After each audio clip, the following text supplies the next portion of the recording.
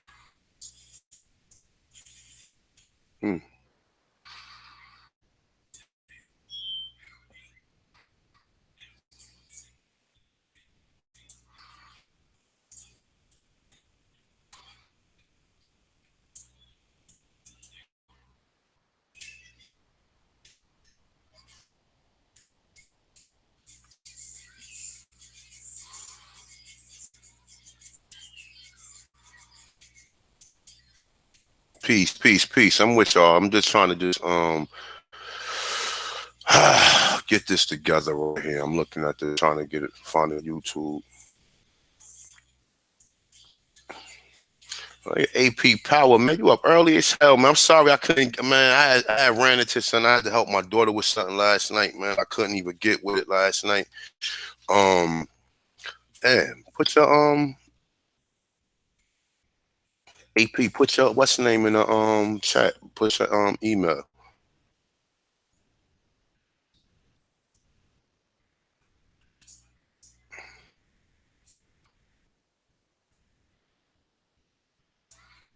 All right, there you go. All right, I'm gonna send it to you right now, and I'm gonna actually save it this time into my phone. Yeah, man. Shout out to everybody, man.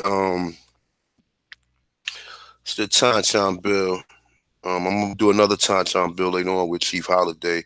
I just wanted to just go over some things did over the weekend, as well as the interview we had last night. Who Mark 4? Who that? Put your email. Put your email in the chat. Peace to everybody, man. Yeah, I'm sorry I couldn't get the Time build out Sunday because I actually went to the lecture in New York, the metaphysical lecture with Dr. Valentine, brother Panic, and the Duke of Tears. And all right, hold on, I got you. Let me see. Good dad. Okay, that's positive. Okay. Yeah, it was a beautiful event, man. I enjoyed myself, man. You know what I'm saying? I definitely enjoyed myself. Peace to Wallace, who that? Wallace Carroll, peace. Marshall Fault, Star Strike, peace, peace feathers. AP Power, Brandon Rogers, C May, peace, peace, peace. Give me 1 second. Let me send out some of these emails. Where we at? All right, right here. All right.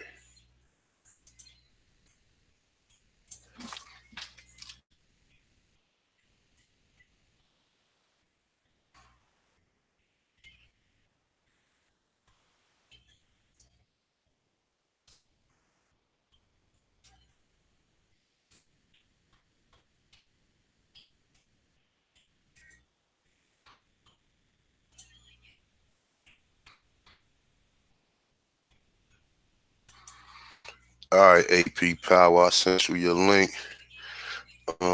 Good dad. What's that? 40210 Gmail.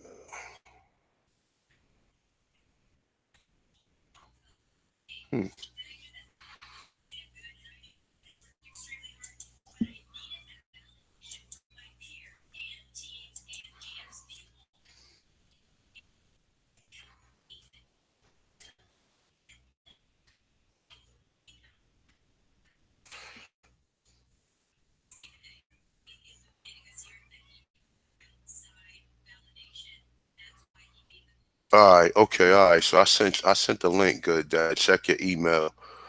Um, but yeah, all right, okay, yeah, peace. Yeah, over the weekend I went to the actually the lecture with Brother Rich had in Brooklyn. I know it wasn't about no Aborigine information or whatever, but I rock with, I always reference Duties, Dr. Valentine, Brother Panic. You know what I'm saying? I love, like I said, I love metaphysics as well. It's a beautiful, beautiful event. Wasn't no debate. It was just straight information. People just learning, accept the information. If you don't accept it, then you keep it moving. Some people I know can't rock with Brother Panic or whatever. But I can rock with him. But Dr. Valentine, he went in on some good information as well as Asir. But yeah, it was a beautiful event, man. The energy was nice up in there. Got a chance to holler at a few people that I don't get the chance to holler at off the line. I mean, you know what I'm saying? But yeah, man, it was a nice event, man. Definitely. The vendors, you know what I'm saying, nice stuff, you know what I'm saying, as far as black people or we would say Aborigines, whether they accept that they Aborigines or not, they still come in with their craft. Had the brothers with the herbs, you had the people with the jewelry, you had all types of vendors, man, and it was definitely impressive, man. You know what I'm saying? I bought me a bracelet and bought my girl and my daughter something. But yeah, it was definitely something nice, man. And it wasn't nothing to where I'm going in there, oh man, we doing it now. It was just pretty much just happy to see brothers and sisters just embracing something, doing something other than, you know what I'm saying, debating or tearing each other down. So it was a wonderful event, man. It was packed. Um, yeah, definitely. And I touched on this yesterday. AP, I sent you that link. I don't know if you got it. Let me see.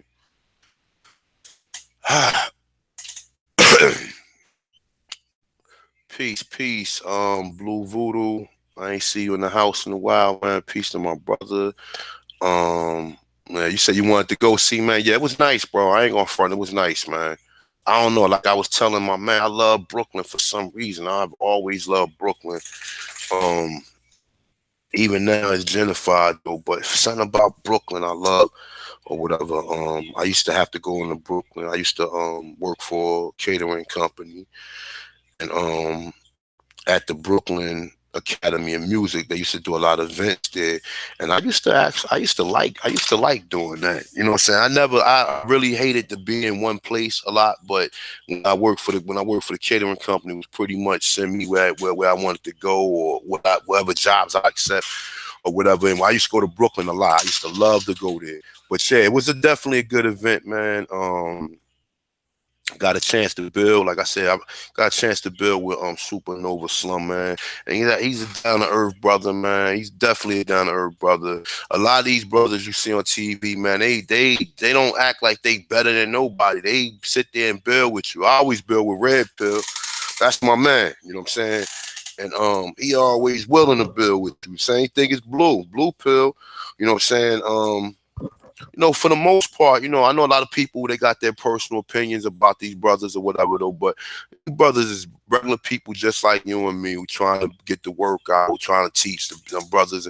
Whether we agree with some of that information, that's up to you though. But one reason why I do mess with Red and Blue Pill because they put the information out there, man. Like I told people, like I watched the Olmec video that they did almost like 8 years ago.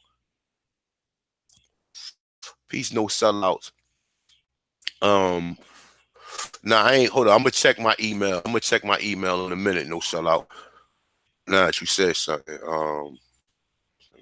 Let's see, the playback. You Chavi said got to go live. Playback. How I sound? I sound good. Press one if I sound good, just to let me know.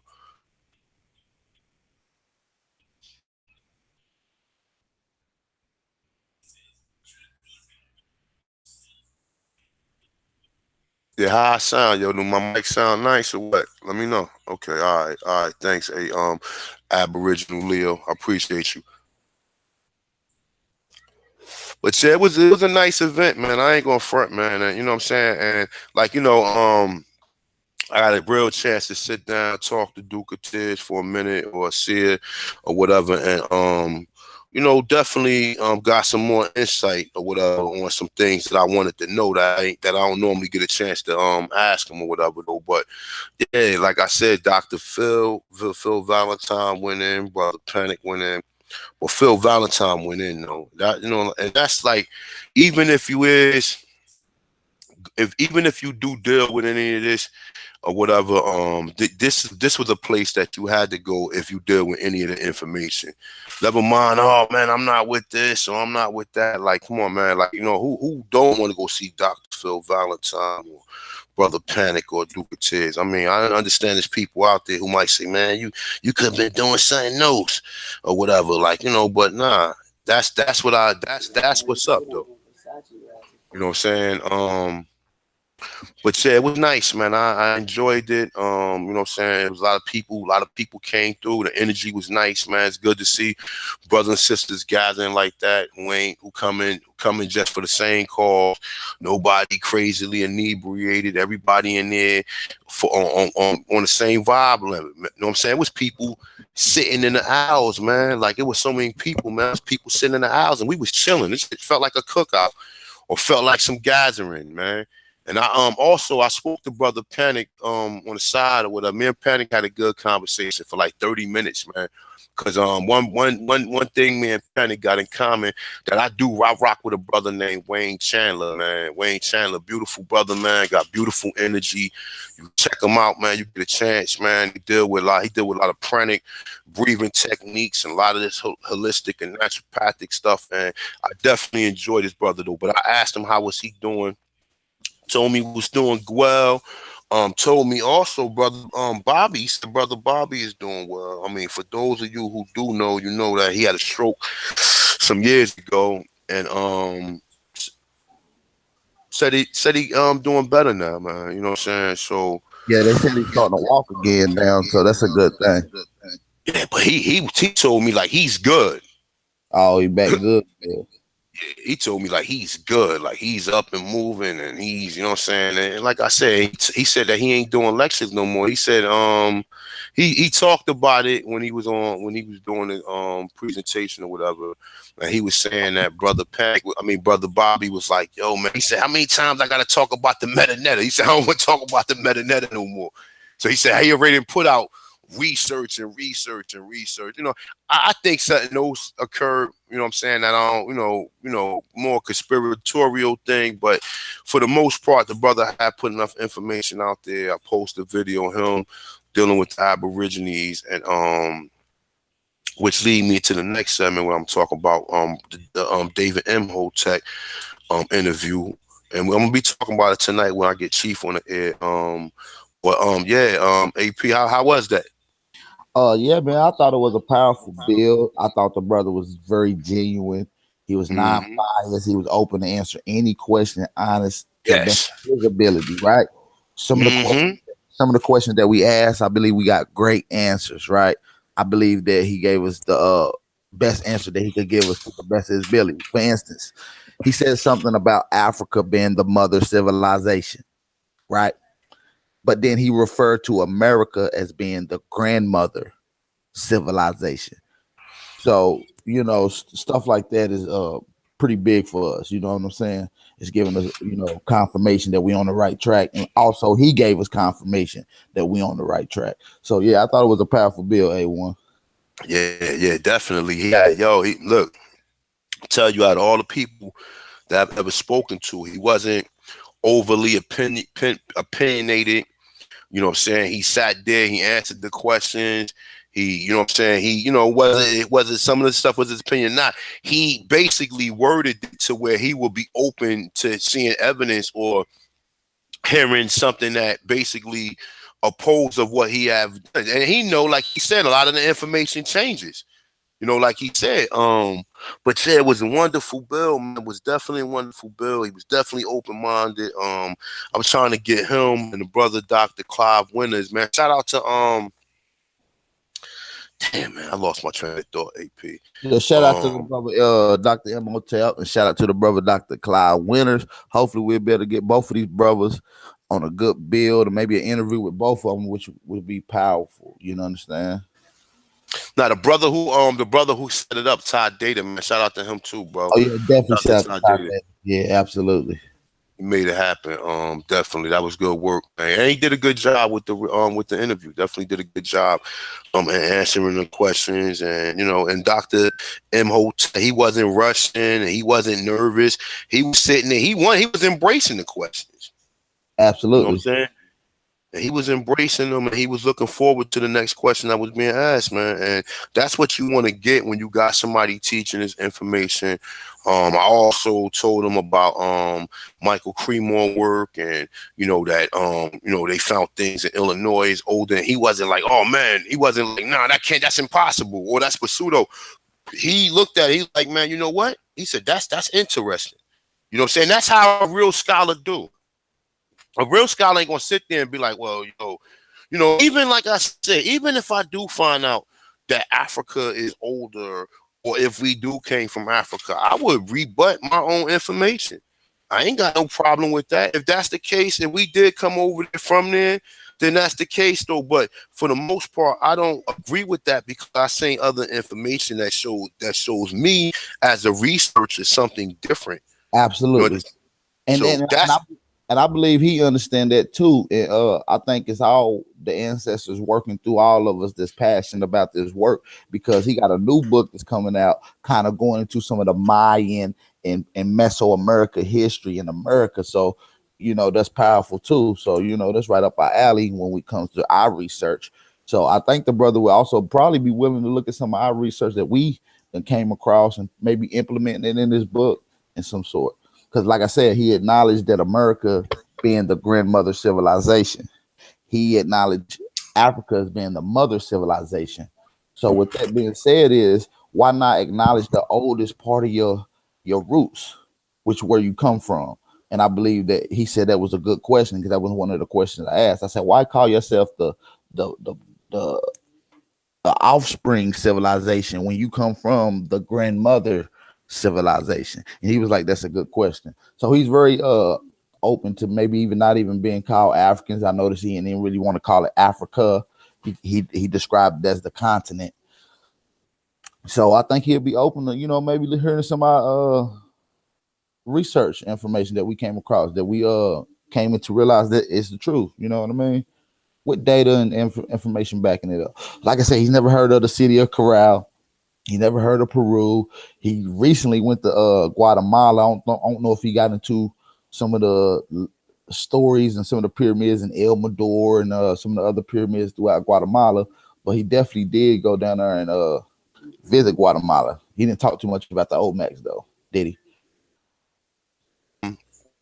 Nah, not really. I mean, well, he mentioned it. He said that when he went down there, they mainly talked more about the Mayans than the Olmecs or whatever. But we know that the Olmec civilization is older than the Mayans. So now you have to. Well, then again, you know what? Don't quote me on that, because I don't really. Like, I know of the Mayans. I have done videos on touching on them, but as far as a chronological time, I'm not. Don't quote me on that. I can do, what I'm saying? I can get it for you, but I'm not sure of it. But I can tell you one thing: Peru is older than all of it. You know what I'm saying? And most of the African scholars stand on the Olmecia, or whatever you want to call them, or whatever. They stand on that. That's their basic proof of that it was black people over here. But like he said, that he assumed that it was a mixture. We can't prove that. We can't prove it was a mixture, because even when you look at the Olmec statues and shit, they had braids in their hair. I mean, how many people can wear braids in a row like that? Like, you know what I'm saying? Even think of it like this, right? Women with long hair won't even stay. Let's say, for example, you ever see white women with braids in their hair? Yeah, yeah, absolutely. It sweat right out. Look, it sweat right out because their hair won't stay. Right now, if you look at braids in a black person or a Negro hair or Aborigine, they stay in for weeks, months, and shit. You know what I'm saying? You be looking like Meek Mills.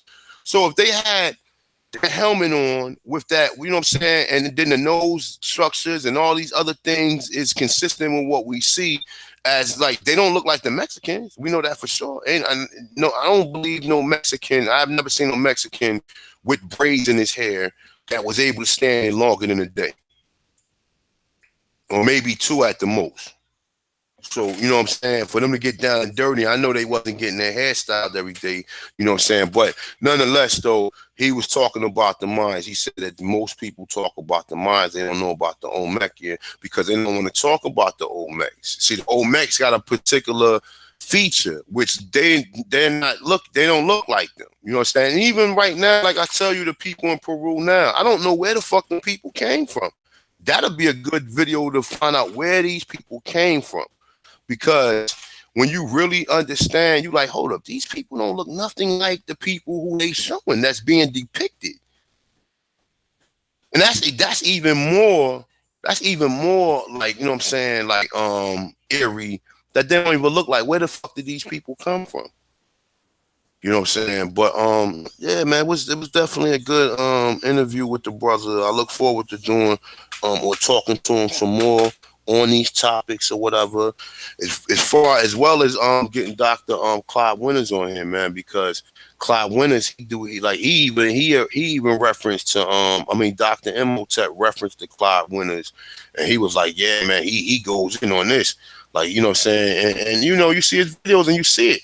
But like I said, we then took it a step further to find out that if we got to go by these dates and time that they give us, like he said yesterday that the pyramids in Giza is like 71,000 years old.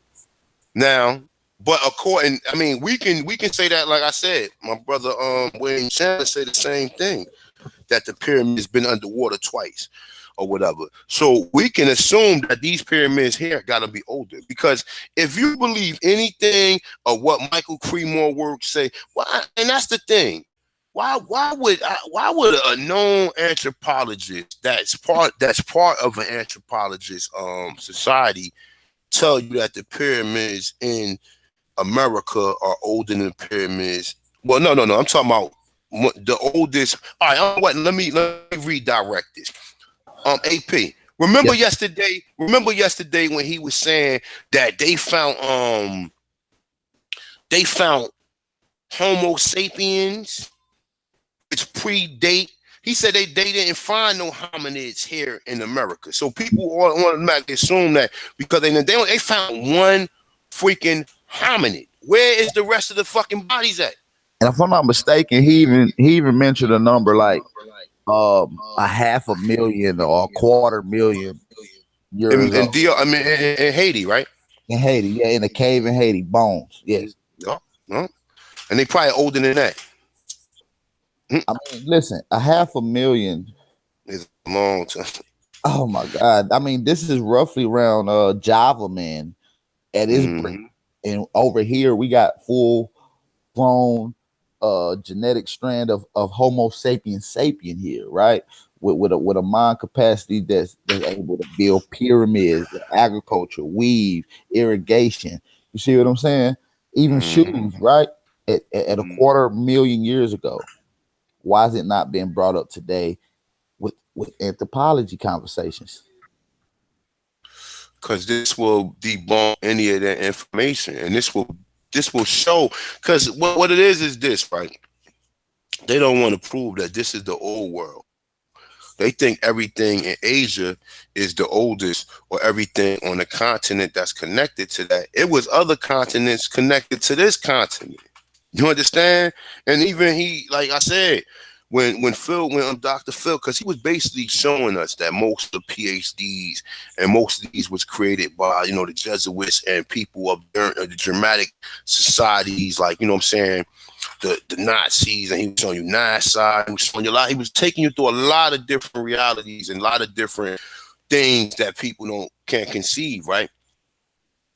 But for the most part, when we talk about a lot of this archaeology and research, they hide this stuff, man. They don't want you to know because they want you to stand. And even when you're in school, they kind of tap you like, yo, man, the Darwin theory, we don't believe that shit. That shit is bullshit. They kind of tell you that in school. Like if you've been to school, they tell you that the Darwin. They don't like a lot of scientists don't take the Darwin theory serious. And I've seen that myself. I've heard, like, you know what I'm saying? They don't take that shit theory. They don't take that shit serious. But that's the same thing when you look up the word theoretic or theoretical. Theoretical. Now, a lot of these scientists use that word theoretical. It's a fucking theory. It's just theoretical. And it's just like, you understand what I'm saying, AP?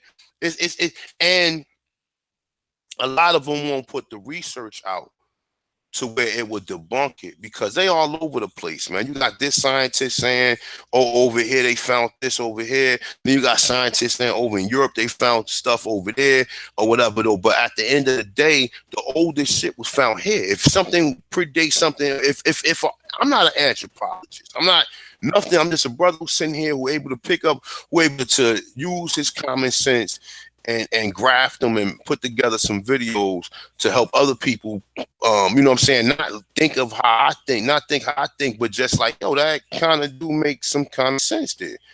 But if you have an anthropologist, someone who does this for a career, someone who do not want to be ostracized, he has to be compelled by the truth for him to even make a statement to where he say that he found something that's 300 million years old. You know how long, you know what kind of shit you would be saying, like how naive and how, you know what I'm saying, how ridiculous you would sound. But they found it that far down because they when they look for stuff, they got certain timelines of how long it took the land to cover this, man. And if they look at the graphs and they do, it's a certain way they do it, man. It's definitely a certain way they do it. It's definitely a method to their madness of how they able to look at this, man. And you have to look, man. You know, even his book, he said they found the object in Africa that was almost, he said was almost 1 billion years old. So, I mean, I don't know. I don't know. He said he found the orb-like thing, like it was like an orb-like. So we don't even know if time even exists, man. We don't know what the fuck time is. Time is a person way to encapsulate time. How can you encapsulate time? Instead, like we was talking last night about the metaphysics. How can one person capture time? They haven't did it yet. How do you know it's 7 days in a week? Who told you it's 7 days in a week?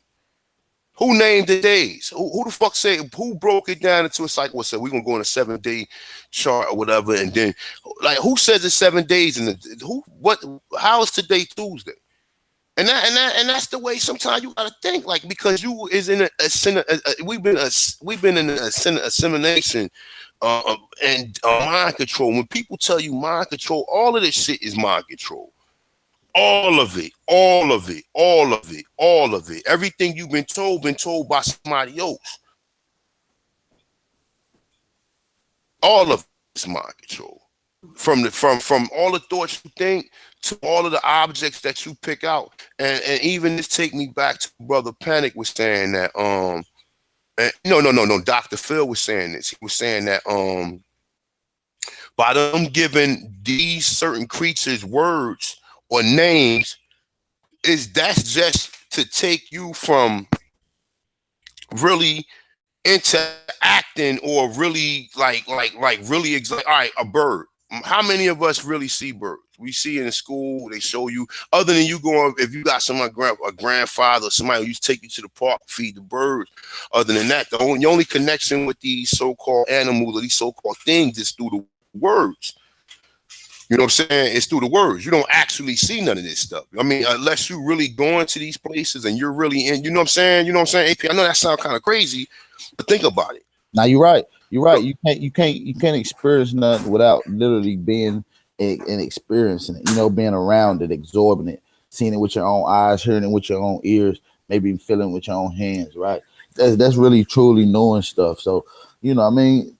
You just got to get out in nature and learn, you know what I mean? Like our ancestors did. They really learned a lot off of nature, you know what I mean? Yeah.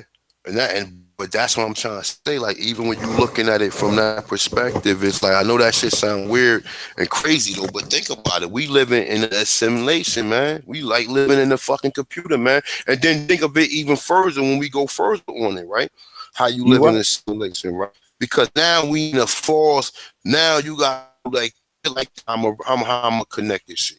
What do the American mean, AP? Hey, you right. Hold on a second, brother. I see Chief Holiday put a Gmail in if you want to get him on the panel. Chief And Holiday up already, man. I'm definitely gonna send Chief Holiday. That nigga up and already.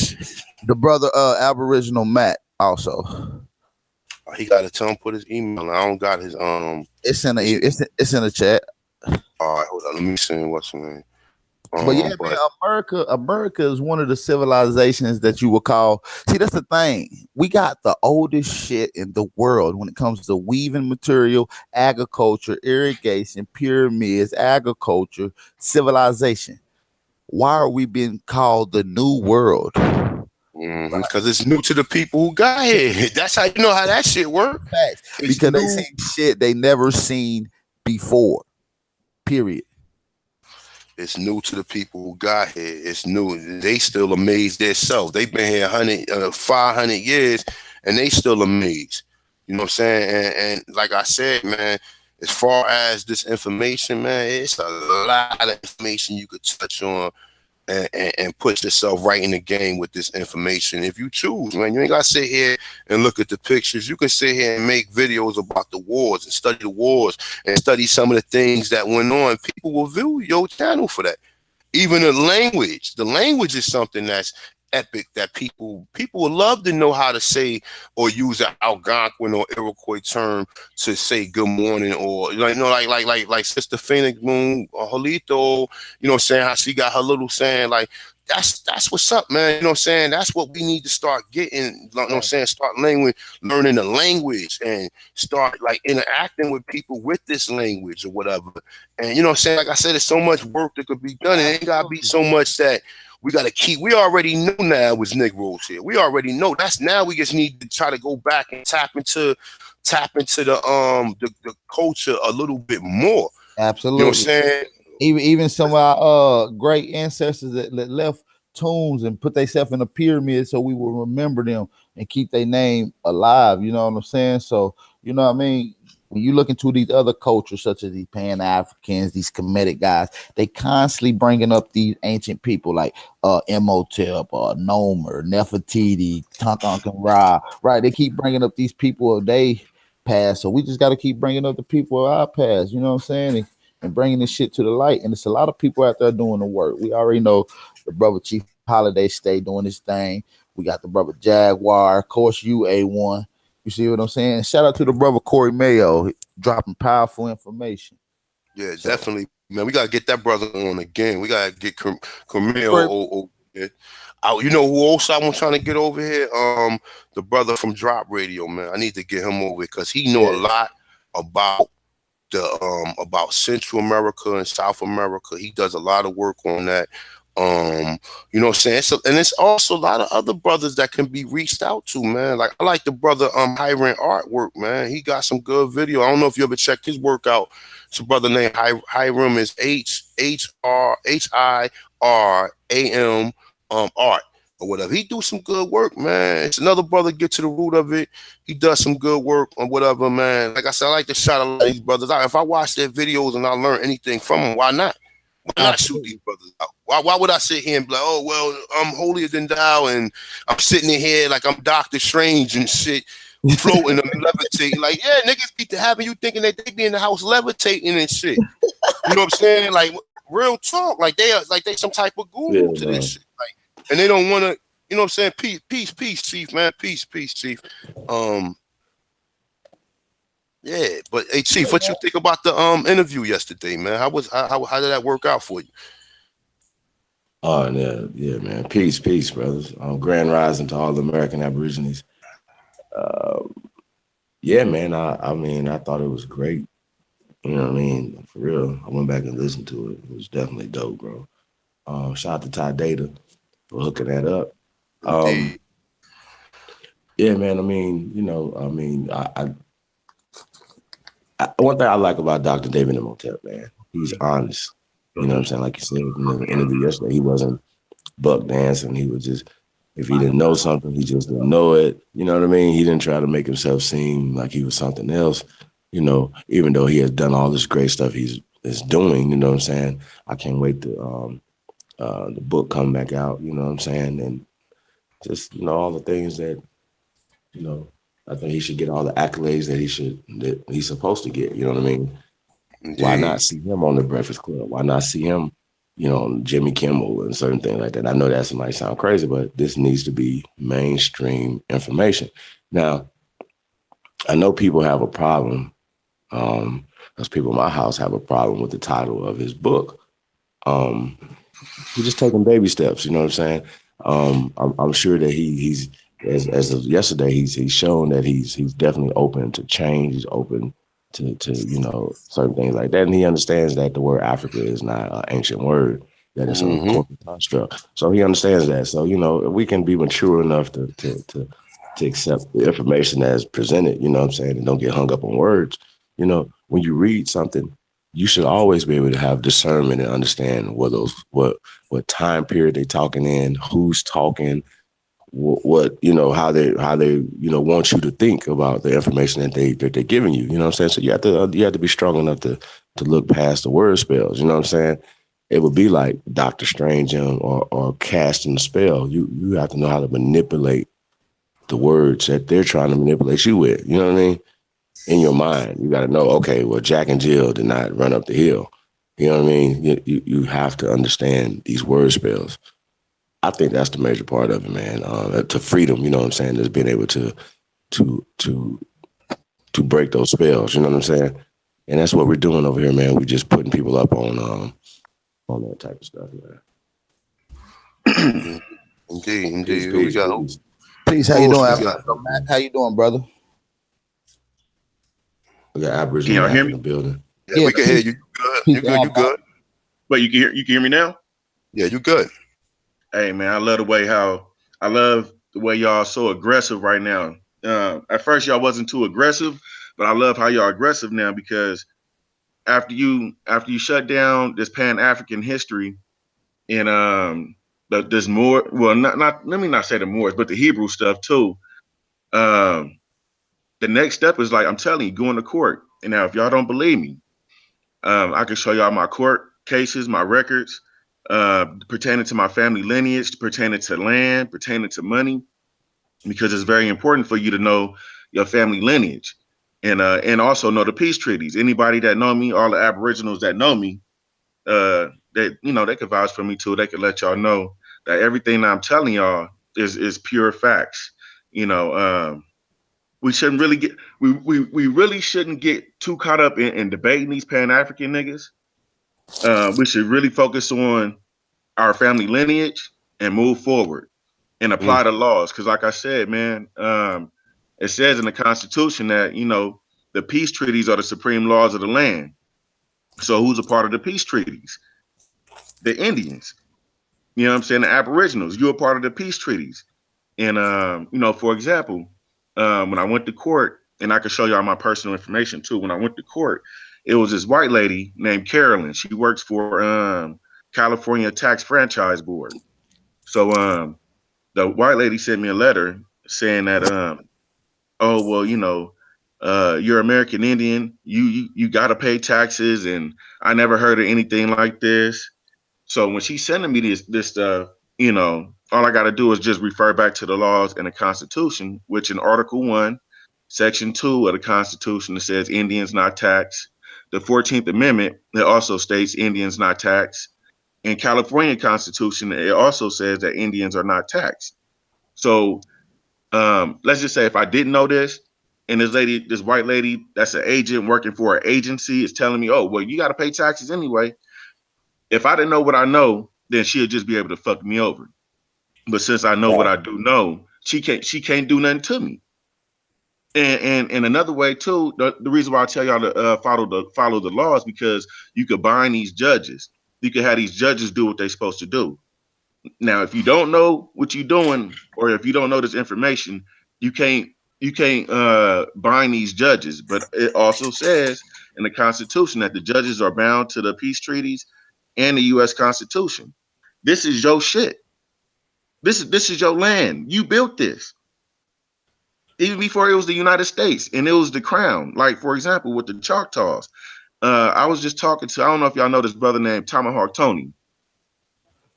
Do y'all know him? Yeah, shout out to Tomahawk Tony. Shout out to the brother Tomahawk. Yeah, me and him talk. We talk all the time, and we'll talk about how, even before it was called the United States, Choctaw Indians were protected by the crown, and this is in the peace treaty of 1786, I believe. But matter of fact, let me pull it up for y'all right now. I'm on my laptop. But we was protected by the crown. We was working with the crown. All this shit is your shit. These white people are lying. They ain't got no power. These Asians working with the white people. You don't have no friends. You don't have no friends. They all going with the lie. They all lying to you just to steal your shit, to steal your land, your resources. The shit is deep. The shit is deep. Hey, let me ask you a question. So you stand in your square when you're going to these ain't Article 3 courts. When you go into these how do you want to say it? These courts of equity. That's exactly what they are. So when you go into these courts of equity, you go in there and stand your ground as a Aborigine, man. That's wonderful, man. You know what I'm saying? But half these people, I mean, it's good. Like I said, that's wonderful. And for those that this should apply to, that would have the energy, that would try it, you know what I'm saying? That's definitely for them. But the majority of these people in here scared. They'll go there and go pay a parking ticket. Don't know that. Don't nobody own the land. Don't nobody have no deed to no fucking land. You have a right. Parking tickets are only for fucking for agents, people who work for them. It's not for you.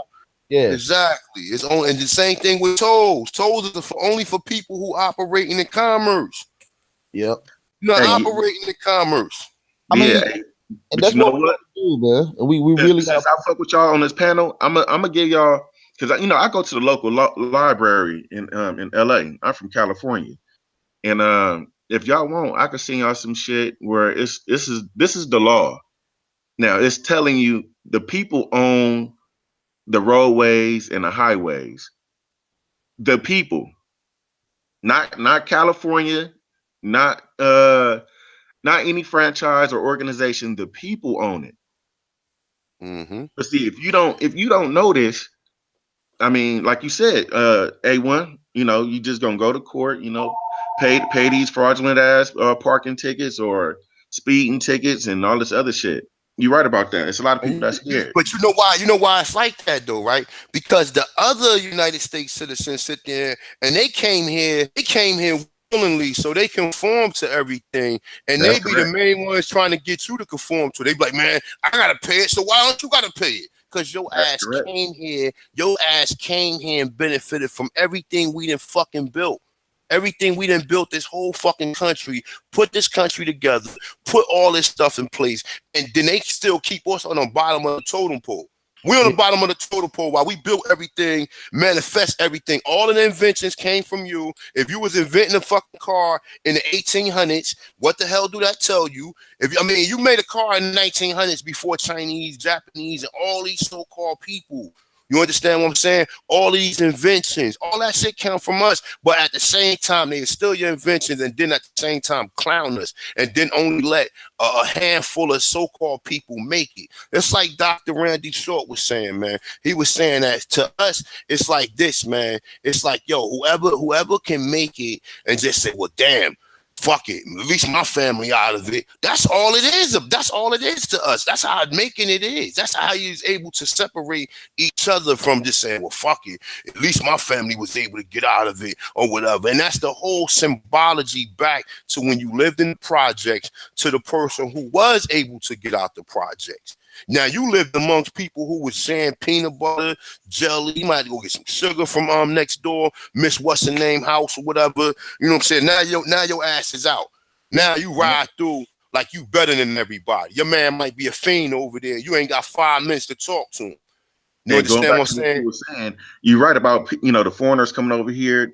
They conform, and the foreigners that's over here, they already gave up their nationality and who they is to come over here to be a slave, a United States slave. They're United States. They're not us. They're not an American. They're not the Army. And that's And That's this why the is like United the States people is. going through with the sovereign citizen movement, right? First of all, we got to get brushed up on some of these legal terminologies that they use, right? Because when I hear people say, "Yeah, I'm a sovereign citizen," then I know they full of crap, right? I know Yep. that they don't even know what they talking about. First of all, sovereign means king, master, right? In legal terms, citizen means slave, That's subject right. to. So how the fuck can you be a Yeah. master slave? Yep. How can you be a master slave, But yo? yeah, but that term you gotta be careful, but because that term right there, they got certain classifications for that. So like I see a lot of people try to stay away from even it's, like listen, I'm gonna tell you, I got into a situation where I went to court and everything, and I beat the matter, and I got approached by some troopers. Now they asked me, was I a sovereign citizen? And I told them that is slander. I said, and whoever told you that, I can sue them because I never mentioned I was a sovereign nothing. I never said I was a citizen nor sovereign. So for you to even accuse me or say that I gave you paper, no, I gave you paperwork saying that I'm in here fighting the situation through legalese, and I understand this shit. But nonetheless, though, even when you talk in them terms, but that's not like a lot of brothers and sisters don't even use that. They use more probably the Moorish doctrine or whatever, but not knowing you're Aborigine and not knowing if you was already in this country, right? As long as you understand what a crime is, man, understand this, right? And you heard this from time to this one, right? Understand what a crime is. Like for a crime, you must have an injury. The Mm-hmm. state cannot create a crime because the state is not a fucking a real person. For a crime to exist, there must be someone who said that you violated them. So Yeah. for a state to say that they catch you with a substance and it's a damn crime is a damn you an oxymoron Well, because see, a hey, substance. Go ahead. no. Go ahead. Because I was about to say something. Go ahead. You was making Yeah, it. a crime got to have a victim or injury party at hand. Or Other than that, it's not injury a to crime. good. Your goods too. Your goods too is your own person. See, understand this. What was state and government created for? To protect individuals from other individuals and maintain individual rights. So to Yeah. maintain individual rights, meaning that I can't dominate you and you can't dominate me. Well, I'm see, I don't I'm not trying to with- be dominated, and I'm not trying to dominate you. So why I'm saying that is just hold that point real quick. What I'm saying that is this, right? If I have a claw, if I have a claim, a claim is somebody done something to you. If I have a claim, I got somebody to go to resolve that claim. And that is like the middle person within the claim. The middle person cannot create the rules and then say it's a crime because that's going against everything you've been taught. But go ahead and build on it. well, see what's going on now, and this is why we need to start getting into the laws because corporations, franchises, and organizations are persons. So for example, when I want everybody to go to your local liquor store, or whatever type of store or building, you're gonna see cameras on these buildings. These buildings are persons. These companies are persons. So if let's just say you vandalize a building, they're gonna try to get you for vandalism on a person. So they're making you like when you go to court. How can I explain it? When you go to court, your name is gonna be in caps. Their name is gonna be in caps. That's how they could put charges against you. So Mm-hmm. how do you, a free person, or should I say a free people or a human being, how can you defeat that? How can you beat that? Mm. Do you know the steps of beating that? And this is why we need to understand law. Know that there's a difference between law and unlawful and legal and illegal. Yep. Because legal and illegal don't apply to the people that's under the law, because the law protects the people from theft, injury, and loss. You get what I'm saying? So all of this is just is wordplay and knowing the real meaning of words. That's just like a minority. If you look up what minority mean in a legal matter, it's somebody who's not capable of thinking for themselves, someone who's retarded. So when these niggas is on TV after being shot, and they saying, well, us minorities, we feel this way and that way, you calling yourself retarded, Yep. pretty much. Yep. Along with the term resident, you know what I mean? We get confused with the term residents. because it means totally different than what it means in That's formal correct. English compared to legal English. We think it's our house, right? When we talking regular English, you know, I'm going to my residence, that's my crib, that's my shit, right? Where I reside at, right? In legal terms, it means you reside somewhere else, but Yeah, you're here for a particular reason. But when yeah. done, you got to leave. So, you know, we must understand the certain terminologies too. You know what I mean? I And got a that's another black, thing. got a Black's Law, AP. Y'all got them 1 through 6, brother. 1 through 6. Yeah, me Yeah, too. I got 4 and 5. And Yeah, that's the most when you look important ones. when you Wait, look can I up the say something term, important real quick too? It's go ahead. real quick. That's another thing too. When you after you find out who your people is, and you know you can get the roles or the senses of who your people are. Don't let these people try to fool you with members. Now, if you got a law dictionary, look up what the meaning of members mean. It has 2 different meanings. What Hmm. the first meaning means is officers. The second meaning of members mean someone who's a part of a organization or a corporation. It has nothing to do with blood or being tied to people by blood. Like I was telling Tomahawk Tony the other day, when we defeat this argument about this membership shit, what you want to use is consanguinity. Hmm. Consanguinity, that means kinship. That means by blood in law. So don't let them fool you saying, "Oh, well, you got to show proof of membership." And Well, any nigga could be a that's in the member of Black's Law something. right there. That's in the Black's Law right there. Yep, that's in the Black's law. I'm about to go grab it. Hold that This, thought right this is the shit there. that I'm fighting. This is, Yeah. and like I said, A1 and everybody, I can show y'all what I'm going through. What I'm overturning these judges' decision. I got judges trying to link with other judges to try to block me, but they can't. They can't because I know what they saying. I know what they mean. You can't pull no fast shit over me. I'm not no member. I don't need to be a member of anything. This is we talk about a bloodline.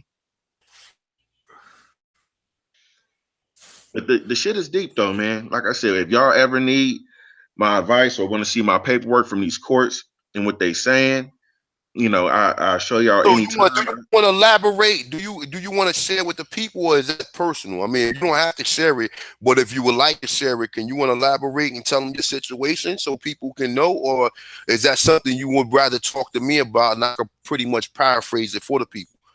All right, well, I could talk to y'all because you guys are on the next level of because the next step for y'all is, you know, like I said, going through these courts. But I mean, I could tell y'all my personal stuff. I wouldn't really want to tell the public everything personal because not everybody is on the same level as we own. So, No you know, doubt, I no doubt. just Yeah. Exactly. That's the way I am. No doubt. That's the same way I am. So yeah. So like I said, that's something that if maybe you left your Gmail in the chat, maybe you want to post a comment, and if any questions, comment, reach out to the brother through email. You know what I'm saying? But but still in all, you have to really be careful in that because you still don't know who's who, man. That's why, like I said here, I talk about history, man. I know all the stuff of dealing with some of these corporations and dealing with them. I know all that stuff though, but I try to deal with the history because I know that the history can't go wrong. And the fact of the reason why the history is so important because the history will make you change. Listen, like I said, I like 8-9 years ago, I was battling whether or not I was an African or I didn't know what the fuck was going on. I knew what was going on, but I had to really redirect it. But what I'm saying that why the history, because the history will make you reach out more and learn more and reach out to these other brothers out here so you can learn something. You know what I'm saying? But like I said, you gotta be careful, man, because hey, Chief Holiday. Mm-hmm. Steve, remember we ain't gotta even reference the what interview we talked about, but remember the interview my man had and what he was saying, how people infiltrated, how people was on him. Yeah. So that's real Yeah. life. That's real time. That's real time. That's real time. If you can think about it like this, man, just so you'll understand how a lot of espionage shit works. You know what I'm saying? If they're sending women after you, niggas do that in real life. I know niggas on the street that send women after niggas and a woman to yeah. get real intimate with you and for some paper, you know what I'm saying? Because that's her real ultimate goal is the paper, that bag anyway. So anybody who talk about that bag more than they talk about their people, because you gotta be careful with that. That bag, if they're not using that bag to liberate or to try to help people, then you have to, if they using that bag to say, well, damn, I need to get this bag so I can get more materialism, or I can get, you know what I'm saying? You have to be careful how people be rolling. You know what I'm saying? Because people intentions ain't genuine these days, man. Man, even when you like say you go, you handling your business, you trying to change your status and everything. So let me can I ask you this, AB Mac? Yeah. So all right, did you change or did you correct your status? Because that's what it really is. It's correcting your status. You know what I'm saying? Regardless of what anybody believe. But did you do that? You know what? To be honest with you, if you know, like for example, I'm gonna use myself. My people's always told me who I was, but my mother didn't have the records to pass down to me. My grandfather passed me our people's records. So when I have because I have my great grandparents, I got their records, you know, and what happened in my situation is Choctaw Nation went from having them on the census rolls as actual Choctaws by blood to putting them on the Freedmen's list. So you already know this little story about the Freedmen. They try to say the Freedmen were Africans, which is a lie, because in the 1866 treaty, it says that the Freedmen were contracted workers. Now, let me ask y'all something.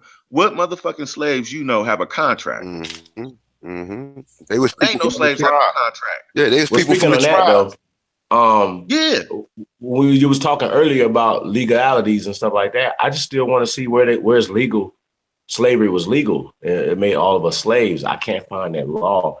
Have you guys been able to find the law that made us all slaves? I'm gonna be Not the honest with you, Jaguar. bro. I'm gonna be so real with you. I really don't think we were slaves. And even before the white people came over here, like I believe we went to war with each other, but you know, we had each other working. I mean, like after, let's just say you came, I went to war with you, you conquered me, so you took me and my people, you made us work amongst your people, like turned us into servants. But I don't know.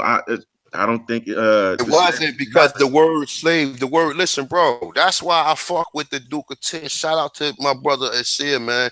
Asir always used to say, bro, how the word slave is a Slovenian, a person from Slovak. You understand what I'm saying? And when you read Michael Hoffman, it's a what's the name joker by the name of Michael Hoffman. They was white and they were slaves. Now check this out. He tells you that in the 1700s, the majority of the slaves was Europeans. Now understand this, right? Understand this.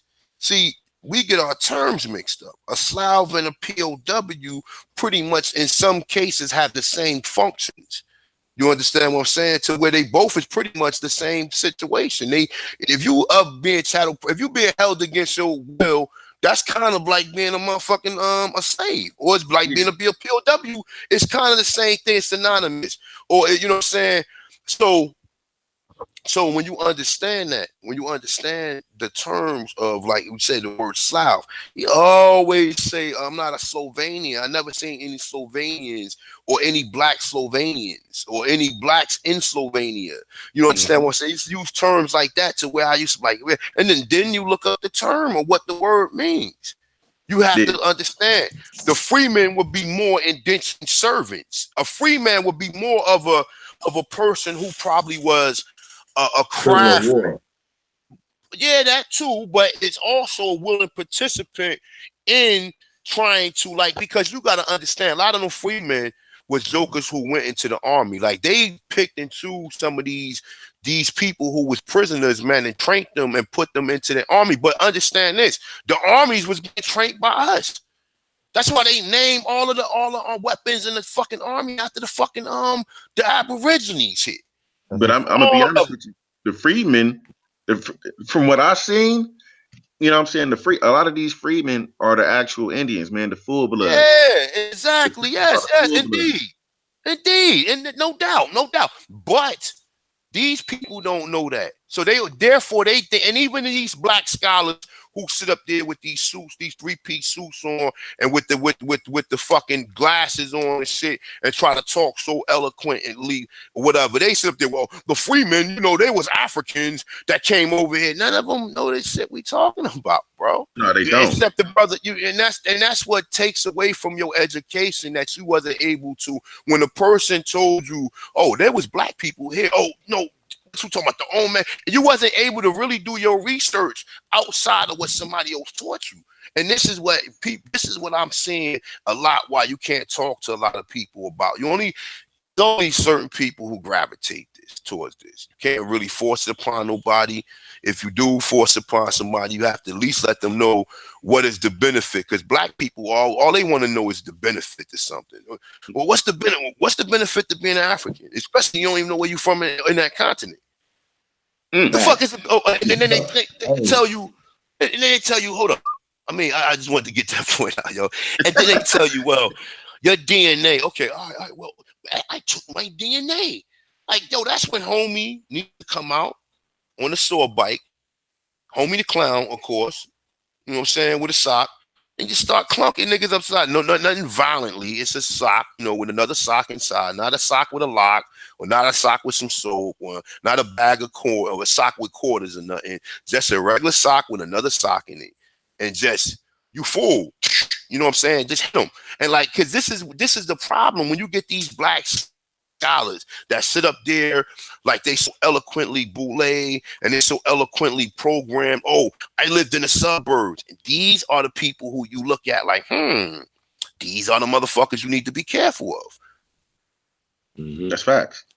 Yo, hey, well, you know what's crazy, right? And we had asked him last night about, because he had revised his book.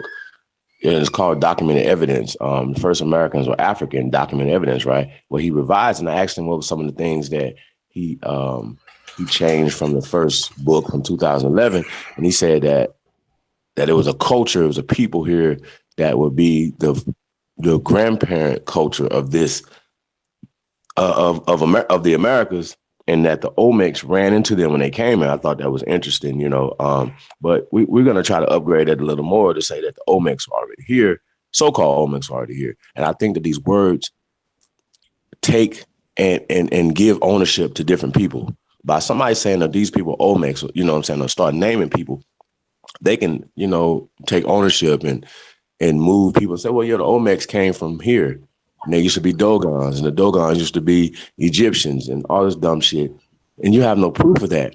And that's a lot. We have to go with the documented evidence, right? He said that anything that we back our claim up, you have to have evidence to back it up, right? Well, guess what? We do. We always have the evidence to back the stuff up. Our claims and the foundation of what we're talking about. Now, he also said, you know, he admitted that the word African wasn't quite right, you know what I'm saying? He said the continent, and he just wanted to make sure that anything that you talk about anybody being on this planet at any time, any accomplishments, that you got to say that they were us. And I definitely agree with that or whatever, but it was just definitely interesting. It was a big to say that it was somebody already here prior to the Olmecs. Yo, and you know what, Chief? Yo, that's huge. I was thinking the same thing. Look, I was thinking the same thing. Like, this nigga named himself Imhotep. Well, no, I ain't gonna say that. I'm saying this nigga like my brother, not trying to be funny though. But this brother named himself Imhotep, right? And I'm sitting up here. This nigga, I mean, he's sitting up here like, yeah, man, the continent. We get like he's sitting up here like this brother, like an uncle or like a family member. We sitting up here chilling. He like, yo, well, what's the next question? Like he said, he almost 7. He old enough to be my father. You know what I'm saying? And he's sitting up here like, yo, what's the next question? Like he probably amazed because he sparked this. I used to see that book on Facebook when I first, you know, because remember, man, Facebook, man, people really started coming to a little conscious, man. I ain't gonna front, man. Facebook for some people, man, like I got a lot of images myself off of Facebook, man. I got thousands of African images and shit, you know what I'm saying, off of Facebook and off of some of the sites that the brothers and sisters used to have. But exactly, I used to see that book all the time. So, you know, I'm getting that book. And I always, like I told myself, like every year I try to order at least 10 books a year. I might not get a chance to read all of them or whatever, but I damn sure make a strong effort to start and finish or whatever for most parts or whatever. But yeah, you know, I try to get books and everything, but I seen his book come up, and I'm like, yo, and then I seen the brother talking. But what it is most of the questions, like the brother Phil from the Vice show, he interviewed him, and what it is, they just don't ask the right questions. That's what the problem is. They don't know the questions to ask. They might not know the right question to ask, brother. You know, you gotta know this stuff. That too. You gotta know the right, because most of the time when I ask, I don't ask questions I don't know the answer to. You know what I mean? You know, and most people do. They just ask questions and they don't even know the answer to them. I think that's crazy. You know, when we say that, shout out to everybody, man, that's reaching out, man. I would definitely be looking at those emails and returning phone calls and or messages and stuff today, man. We just been definitely super busy over there. Hey, let me ask y'all something. The brother Corey Mayo wants to get on. You want he got an email in the chat. You got his email in the chat? Oh yeah, hold up. Let me get that. Let me get his email. Because what I don't understand is like the DNA shit. Like, how can you say DNA is credible when these are companies that's subjected to the United States, and this is the same United States that bombed your ass in Oklahoma when you were under the identity as black people? Because they're getting paid. They're getting paid, man. They're getting paid. Remember, they're getting money. So now the money, getting the money makes you think that everything is okay because they can sell you out. They can sit there and say, well, you know, all of these tribes, when you see these Europeans and everybody on there, you know what I'm saying, all these tribes are mixed. And that's not, you know what I'm saying? You have to know better than that. You have to know that there was no Europeans on this continent. You know, so how the fuck are you an Indian? Then you saying my grandmother told me I was Cherokee too, but you telling me you 132 Cherokee, and you telling me that my grandmother was a direct descendant of these people, and you telling me I'm not? And this is when you start saying, well, you see what it is. But that's why you have to teach the history, because people don't fucking believe it. But see, they don't believe it. At the same time, like, okay, like when y'all was debating with these Pan-Africans, like my thing is like y'all have proof of who you guys are and who you descend from, right? Mm-hmm. So let's just say, for example, if they keep saying, well, you got to show the proof that you're Indian. Okay, here's my proof. Here goes the rolls, the Indian census rolls. So where's your proof now? You show me that you're African. Okay. They'll pull out roots. They'll pull out a movie box set of roots and a DNA test and say, oh, we don't know which DNA test to take or which one that we should say that we're gonna hang our hat on. Man, I can't wait to find that video of Henry Louis Gates Jr. saying that what you think you could just spit in a tube and find out what tribe you come from? I seen that. Nonsense. What's his name? Look, the brother, I think the brother AB Power 8, not the brother on the platform. It's another brother. It's AB Original. I think he got a video with that shit. I just seen that like maybe a week or so ago or whatever. Mm-hmm. He was laughing, joking. He was talking about Rick Kittles. Right. He was like, he said Rick Kittles. He said that he actually got people believing that they could spit into a tube and he could tell you your what's the name. He was laughing. Right, right. And he said he called him up about the Oprah thing. He said, "Did you tell Oprah that she was what did he say, Zulu or some shit?" Yeah, but listen though, Oprah? Right, Oprah took that information, man, and went to Africa and built a school. And I'm thinking to myself, like, yo, so you couldn't have built a school in Chicago or in Mississippi, where you from? I know her family lineage with the tribesmen there. But we have been so brainwashed. You see Isaiah Washington, he went off like, that shit was crazy, right? I'm from Sierra Leone. Well, guess what? Sierra Leone was set up by the British that brought us from over here to there, man. Yeah. What year? 1866. Look, 1866. And remember, the person who set up Sierra Leone was the brother from North Carolina, which is, I keep on forgetting his name that they keep saying. Henry Equiano. What's his name? What's the brother name? The one that was from Carolina that went to Nova Henry Equiano. Henry Equiano. Yes, exact. Thank you, my brother. Thank you. Yes, he was the one that went there, and also they were telling him that was something inside the soil that can kill you. That you had a 50-50 chance of surviving. Facts. It was something in the soil that they listen, bro. Check this shit out. How the fuck is that the motherland when most of them West Coast, most of the West African countries just started just started cultivating shit, man. Yeah. Now we got Carimio on. Now, Carimio. The brother Peace, Jaguar man. also want to get on too. Let me see.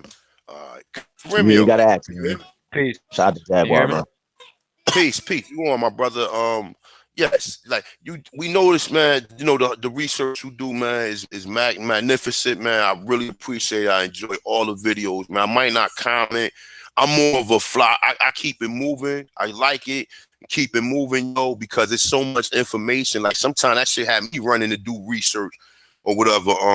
That's the type of person I am with the YouTube thing or whatever. But yo, man, when you brought up the thing about the 600 fools, right?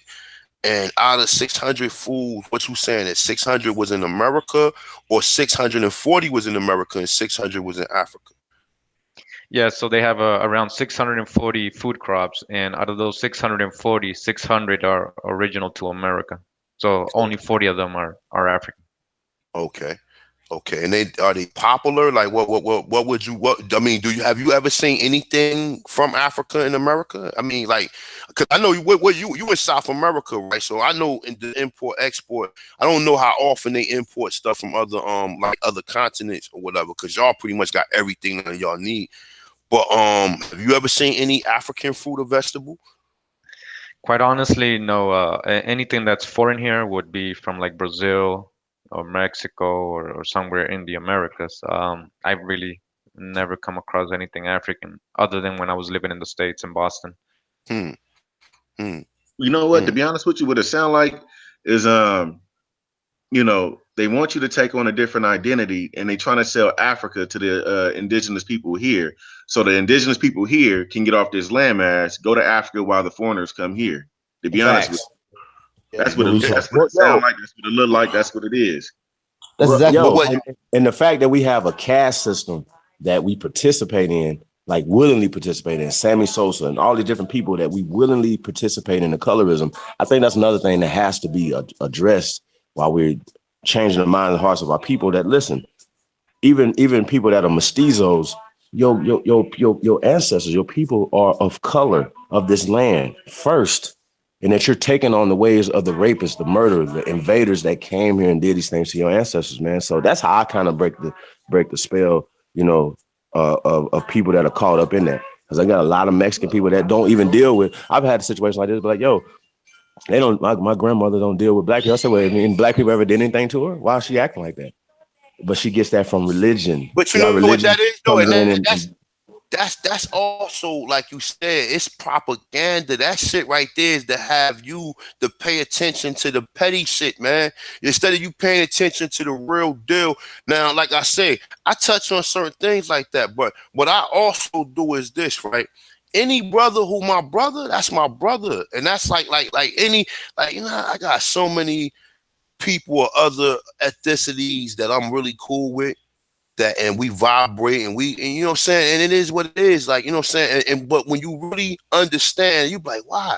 Because now motherfucker told me, like, yo, my grandmother was black, my grandmother was like, my grandmother the same color as your mother, your father, you know what I'm saying, like really, are you serious? He's like, yeah, he was like, word up, my and you start saying, okay, so this is what's going on. And then they even the same thing they do in DR, like in DR, I guess because DR got a heavy Spanish influence or whatever, how they got a caste system in DR.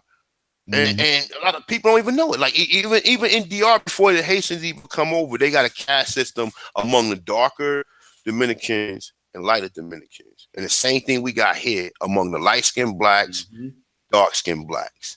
And it's like that everywhere. Hey, and it was interesting they said about religion. Well, look at it like this. A lot of our creation stories, from our tribes and nations talk about us coming up out of the earth, And with these religions, if you think about it, they got a heaven and a hell. So hell is beneath your feet. The same earth you come out of, that's what they say hell is. And heaven is somewhere somewhere else or in the sky. But I mean, the psychology of it is pretty deep. Just to piggyback off of what Chief was saying. Yeah, But yeah, yeah. But definitely let me ask, I want to ask Karim some questions about South America, man. Cause right now South America is popping, Central South America, as far as this archaeology information that we've been jumping on. We gonna be in North America, but definitely all them pyramids that they've been finding, these structures that they've been finding down there, man, it's definitely unique. And anytime you show any of these African scholars any of this shit, they be looking at it like, yo, that's not a pyramid. It's like, so what the okay. So what do you want to call it? Let's talk about it. What because this shit right here look like something modern day. So what kind of, if you got anything like as far as date that go back that you heard that's about 100,000 years, maybe? Well, there has been discoveries, like they found human deposits and strata that's supposed to be millions of years old. I know you mentioned forbidden archaeology and forbidden history. I read those books too, and there's so much overwhelming evidence right there that they've never taught the people. So that's not But pseudo to you. So you went in. So after reading Forbidden Archaeology, I mean, just ask somebody. Just think of it common sense. You ain't got to be a scholar. You just got to know what. Like, okay, we just got to know what they give us. They give us that the oldest person in Africa rose up around 3 million years ago, which would be the Astropithecus or whatever the fuck. I can't really pronounce it properly, but according to them, right, that's what it's called, right? The Astro. yeah, I mean they're using carbon dating, and there's much correlation proven that it's not accurate. Carbon dating is not the best way to age anything. So first of all, we got to question all that, and we got to correlate other things. So we got to how did civilization start, man? It's agriculture. Who was doing agriculture first? Who's domesticating all these plants? Like we said earlier, 600 of the African plants are from America. So who cultivated that first? That takes time, a science. So I mean, you can use carbon dating and believe what they say, or you can do research. And that book, that author, Forbidding Archaeology, I mean, he's a professor. These are renowned Yes, professors. I mean, and yes, he got much credit. This just doesn't yes, come out in the news. yes. And like he said, he could have been killed for that shit, bro. Like real Definitely. talk, he could have been killed for that shit. Like, but instead they got a better method by ostracizing him, by you know what I'm saying, by you know what I'm saying, or not even talking or mentioning it.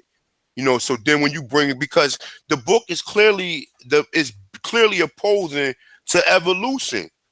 So when you start hearing about footprints in Pennsylvania that's over 100 million years old with shoes on, you start saying, hold up, man, this can't be right. This is not. And then people just choose to just like, they go into a sunken place with this information because they like, nah, they have a brain shut down. They be like, nah, everything in school I learned was true. Like, this is how people really be talking.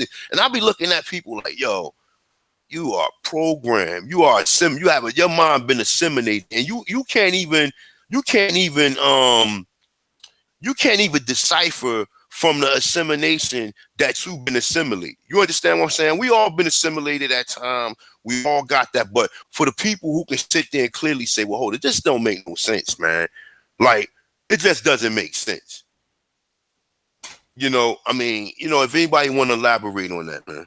Well, about the Yeah, farmer thing, if you look at the United States Census and going back to the Indian Census, it tells you who your people were. Our people were the farmers here, had their own land, they owned the land. So, like I said, man, I mean, like I said, I didn't even know that Africa, a lot of our foods were in Africa.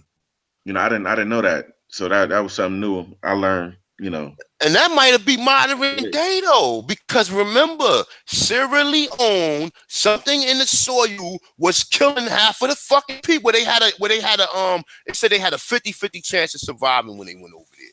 They said it wasn't nothing over there. So how the fuck was that a country? Because what AB Power, what's my man name again? Henry Equiano. Yes. Now he went over there and they complained about the conditions over there. Yep. And these was Maroons first. They was Maroons mixed with other Nova Scotian so-called tribes or whatever that was sent over there. And these people was complaining about the conditions over there. Like it's nothing over there. Like what the fuck were you supposed to do? And the brother Henriano Equiano sold the rest of the gang out, you know what I mean, to get back to Europe. You see what I'm saying? Exactly. And that's where that Pan-African movement come from. A sellout. Yeah. But how can because think of it like this, right? Let's think of it like this. If we had really had to do the knowledge on it, food grow everywhere in the Americas. I remember living in the fucking city and grapes used to grow in my backyard. You remember them little sour grapes and shit that used to grow on the vine? I don't know if y'all remember them, but when I was coming up, they used to always be around. Mm-hmm. They used to literally grow through the fucking ground, bro. Like you'll see a fucking what's the name, like some Jack the Beanstalk shit. Like what the fuck? You understand what I'm saying? Or a tree or something. So food grow all throughout the Americas, especially where it's hot and sunny at all year long. That's why everything is coming through the Caribbean, through South and Central America, as well as the South right here in the Gulf, as well as California. That's why that when you study this country, you understand why people lived in certain regions and certain areas and what they needed to survive up in them certain areas. You understand what I'm saying? And that's what people don't study. They study and talking about people migrating. Nah, people ain't migrate as much as we want to believe. People stayed in places where they was at, unless they had news like, yeah, man, you should come down here. Yo, we living nice. We got everything. We got mangoes. We got pineapple. We got all this stuff, bro. Water. We got a lake over there. We got fresh water. We got water where we get our tap. You know what I'm saying? That's what you want to live around. Or other than that, you traveling. It's a whole day thing to go get some water.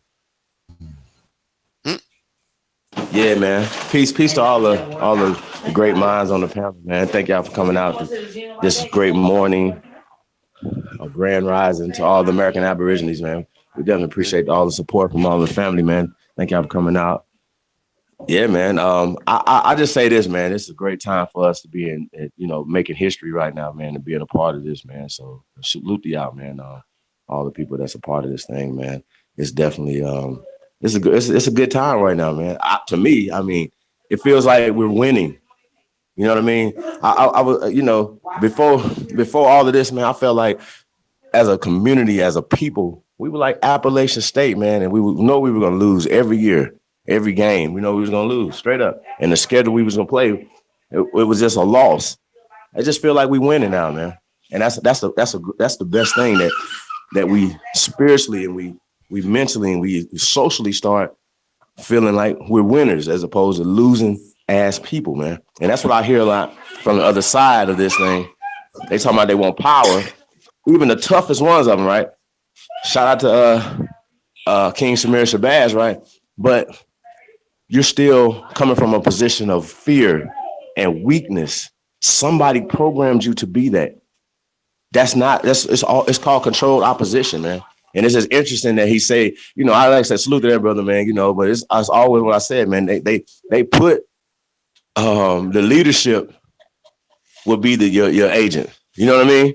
Would be the ones, that you reporting to and all these other things or whatever. So yeah, man, I just think, man, that we got to have a different strategy, a different mindset and I think they got us doing it based off of movies, based off of books, based off of all the social engineering that they're doing. And now all these smart guys that are against us, they know social engineering is going on. They know words are happening to put us in an inferior state, right? But they still teach the same things that are doing it. And we tell them, they say, yo, you guys are teaching eugenics. You guys are teaching Zionism to our people, right? And they still do it. So I just think that needs to be addressed too. You know what I mean? Like we can go back and forth all day, but if you're using DNA as your crown achievement to prove that you're a goddamn African, man, you're gonna be in trouble.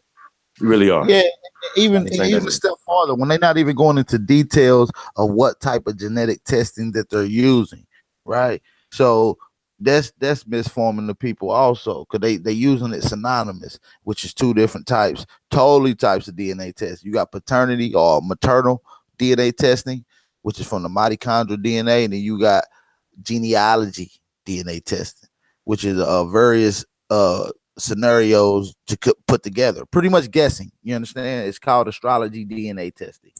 So it's guessing. Hey, let me ask, Karimio, hey, Karimio, like, tell some of the people, like, man, who you study, man, like some of the people where they could get some of the information from that you put out there, man, as far as your channel, and as far as like maybe some of the people who you like or who you study, man.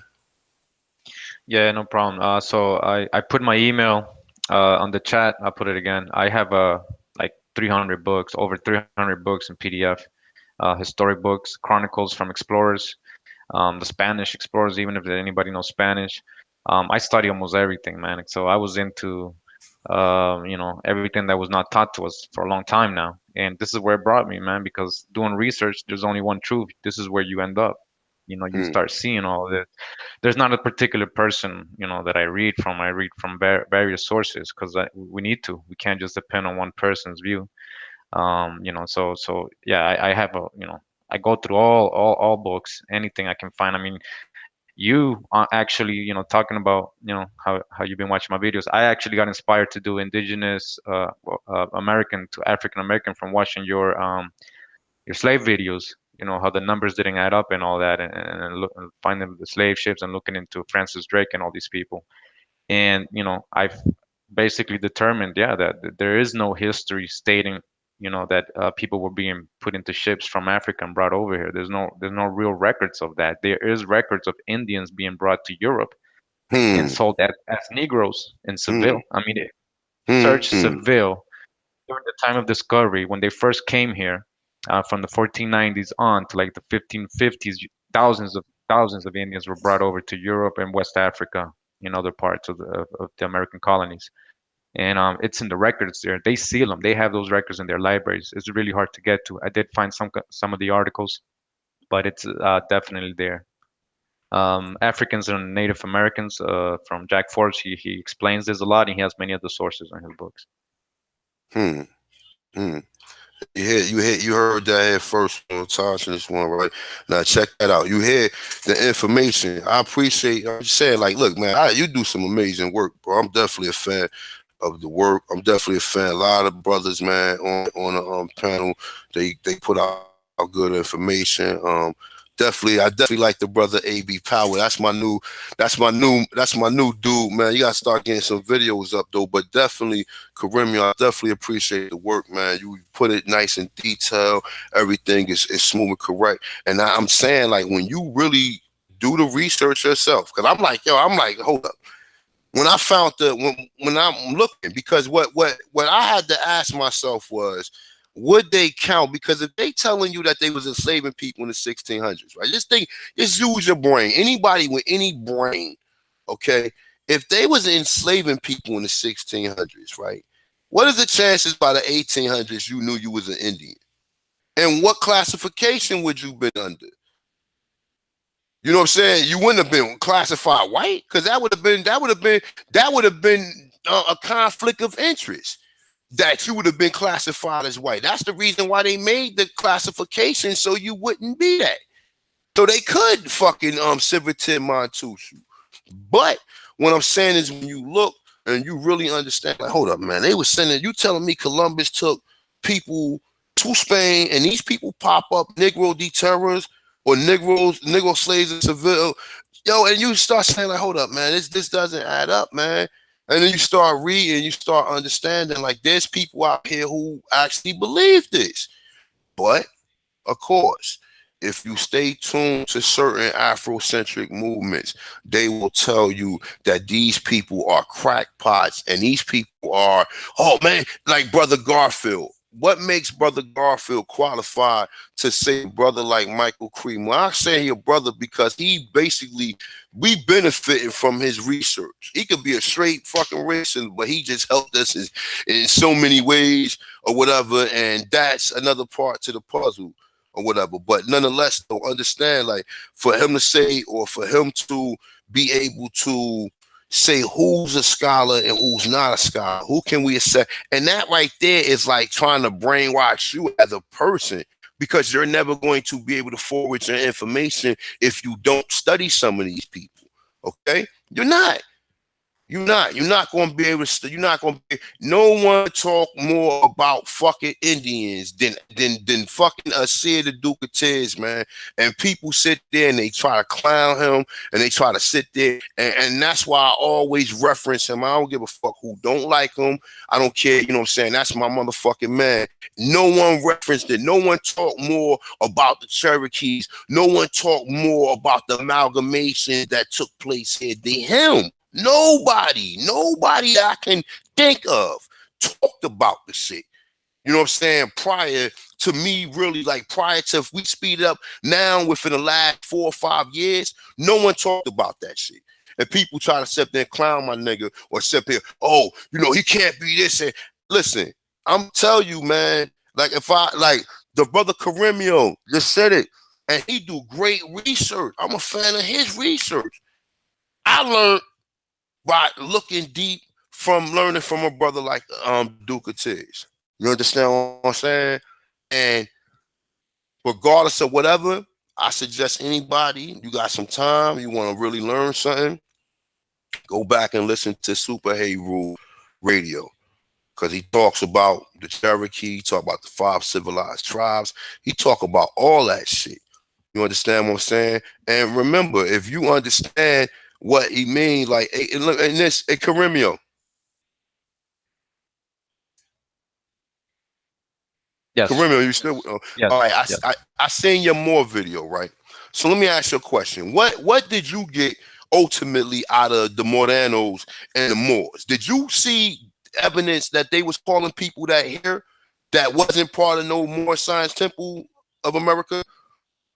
Definitely. They were calling people more Indians Blackamoor. There's and even in Francis Drake's voyage, his actual account from his scribe that he brought along, they were calling the Indians Blackamoor, and Ah, they weren't bringing them. They weren't African, so they were calling them Blackamoor. ah, They were that's called the right. Indians Mulatto. They were calling the Indians Mulatto without no African ancestry. So they was just saying it because they saw them a little bit more light skinned than Mm-hmm. what they were used to seeing in North Africa.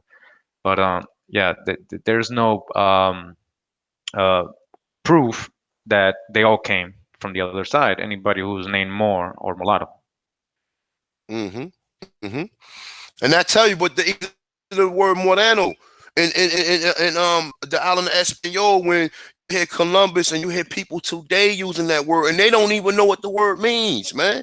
I speak Dominicans all the time, man. Lady who used to work in, when I, working my job or whatever, she used to clean up whatever, but she used to do her thing, and she used to always bring me food and always be like, you're Americano Morano. I'm like, what?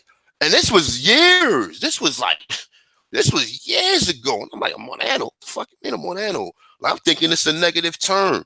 You know what I'm saying? And then, just to fast forward it to now, when you really study the word or whatever, like when you study, like you said, the people who came in, Sir Francis Drake, people ain't know nothing about him.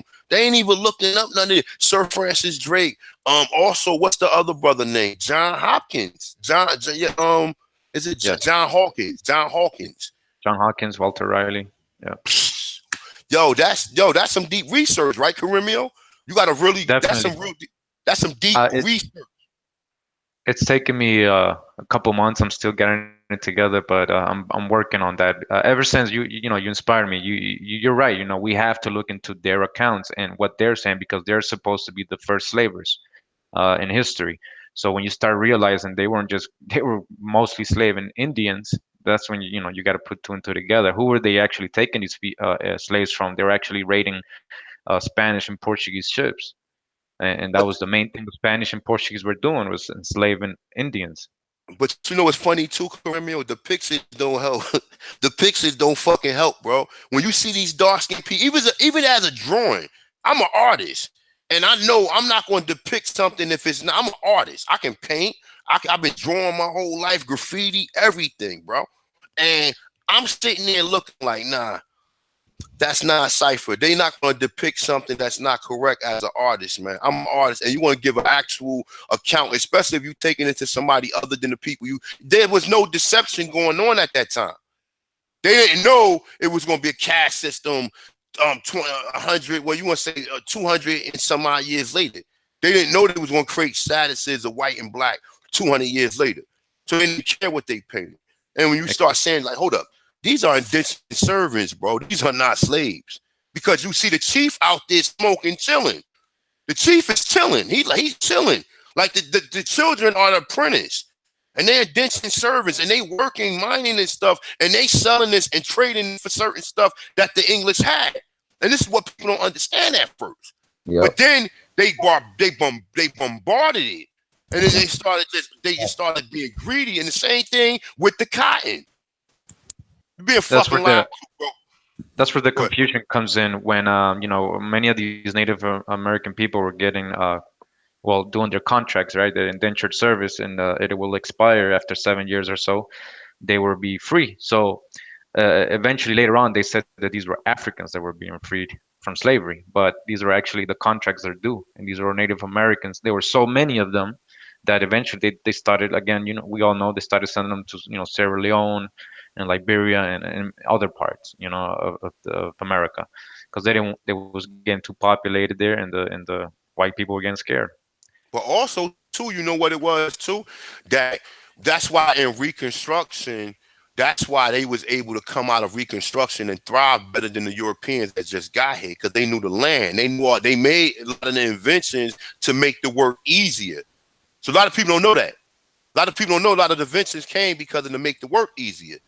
So people was like, how we say, that brother right there, or that, what I'm saying, he very how you say, I can't get the word out right now, but innovative. Just a very innovative brother. You know what I'm saying? And that you make something makeshift or something like that. So this is where a lot of that came from, and a lot, like you said, bro. But that's what I'm trying to tell you, man. Like, like I said, listen, this is never no ego, never nothing. It's just a part to the history that everybody bring or whatever, though. But I believe in my own thing. Now, I'm not gonna lie. I got Dan Calloway gave me inspiration to do that, but. I'm not going to say that the Sir Walter Raleigh video, he didn't. What gave me the inspiration to do that was the emblem of America. And when I'm looking, I'm like, why is she pointing toward these Europeans? It's obvious. It's obvious. Colonization. So let's see who's on there. Now, when I say, hold up, this is the usual suspects. You see, what was it? Andrew Jackson. You see Columbus. You see George Washington. You see Vespucci. Then when I got to Sir Walter Raleigh, I'm like, who the fuck is that? And then when you research him, you're like, wow, he was the first one to send an English colony to Virginia. And then people don't understand. And then you start looking at these pictures, all these pictures, and then you start saying, hold up. I'm learning from him. I learned that tobacco was only found here, as well as potatoes. And he's saying this in his documentaries. He's saying the world ain't know nothing about tobacco prior to him.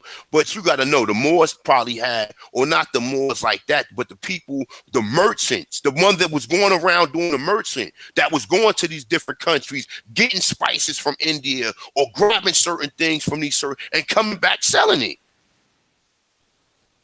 Yeah, that's what led to everything you see now. But go ahead.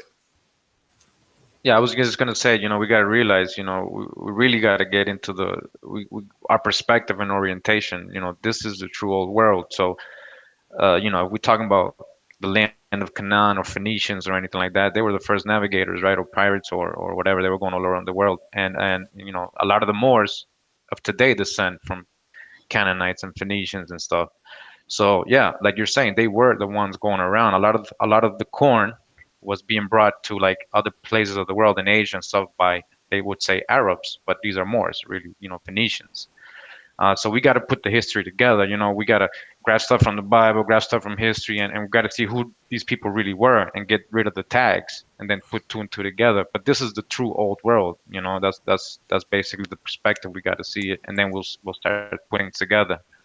Hey, since you read a lot, I got something for you and something just for people who study, right? There's an article, right? It was long as shit, man. I couldn't get through the whole article. I just went through there and scammed and got through the information I needed. But it's called Bananas in America.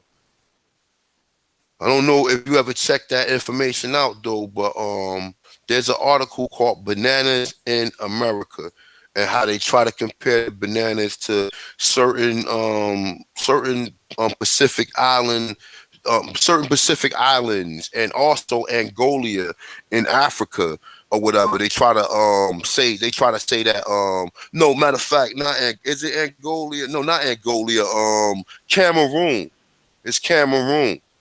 They trying to say that similar bananas that they found in the Americas, but it's called Bananas in America, and they tell you, they give you archaeology, they give you like cranial and skull structures. Also, the other one I did with Trevor, Julian, and Brixton, it's called the monthly archaeology. I think it's called Man something.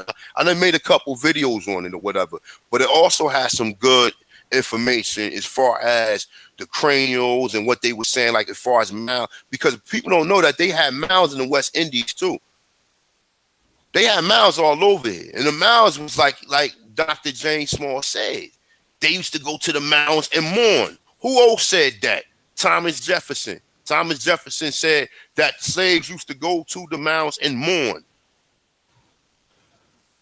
Why?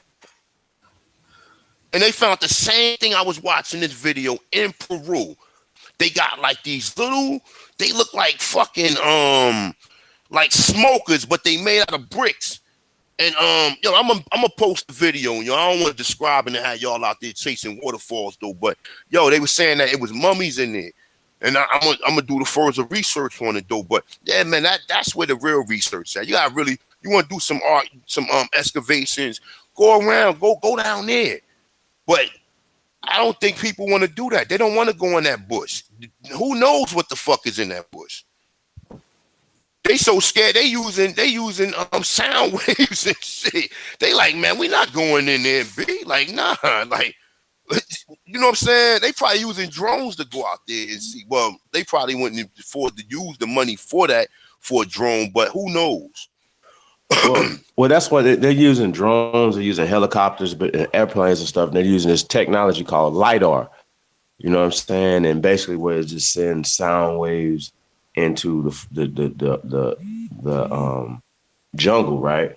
And it penetrates the ground. It penetrates. It lets you know what structures are under the you know what I'm saying? Different things like that, right? So they're using Lidar all over the world. Definitely here in America, they're finding that things that they're thinking are hills or mountains are actually tombs.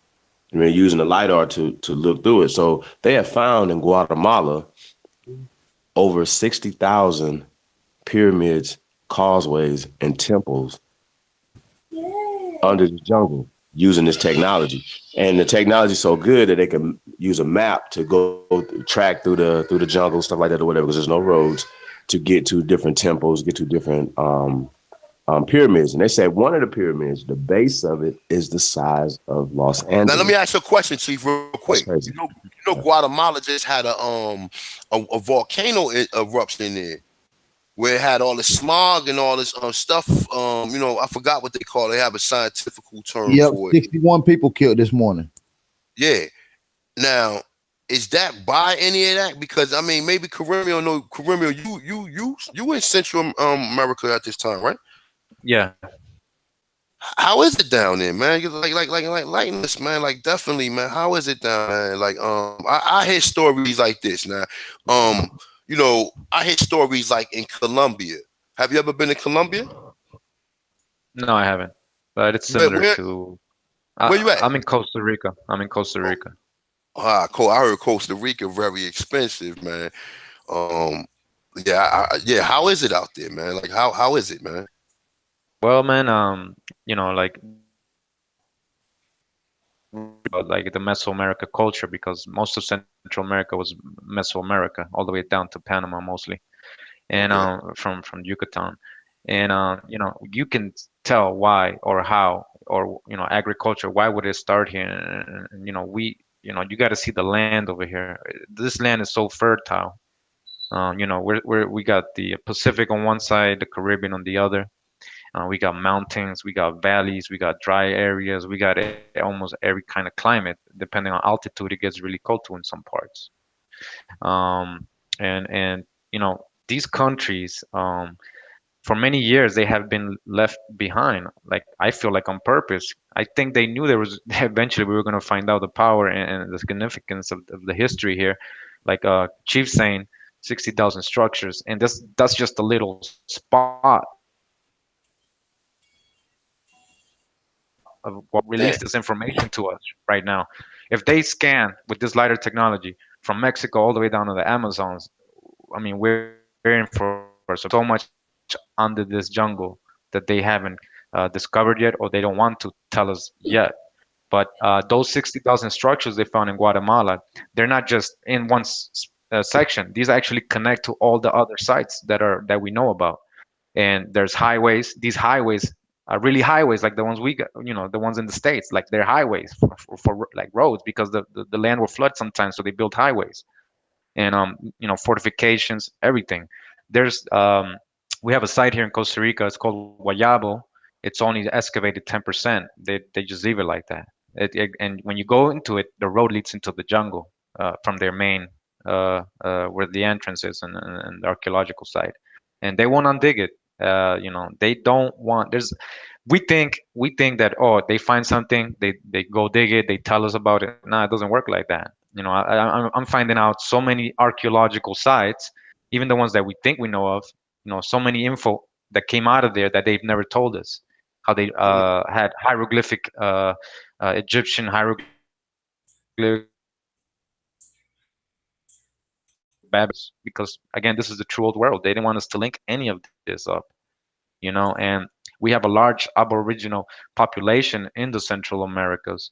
Of course, they teach them, like the North Americans, that they're from Africa, or that they came from the Caribbean, like from Jamaica or something like that. In Costa Rica, on the whole Caribbean side, is basically most of the Aboriginals that came from the Caribbean and maybe South America. But on the other side, we got people from Mexico. We got Peruvians that came up, because we were in the middle from North and South America. And the Caribbean Aboriginals, they speak Potawatomi. Their history says that they came from Jamaica to work the railroads. But I found out that we had Aztec tribes here in that area where they live now, and we know the Aztecs were originally black. So I found out the Mosquito tribe was helping the English enslave these Aztecs that were over here and bringing them to Jamaica. And this was in the 1600s. This is before they came back, supposedly. So this is a whole history they don't teach, So where even did the in Costa mestizo? Rica. Let me ask you a question.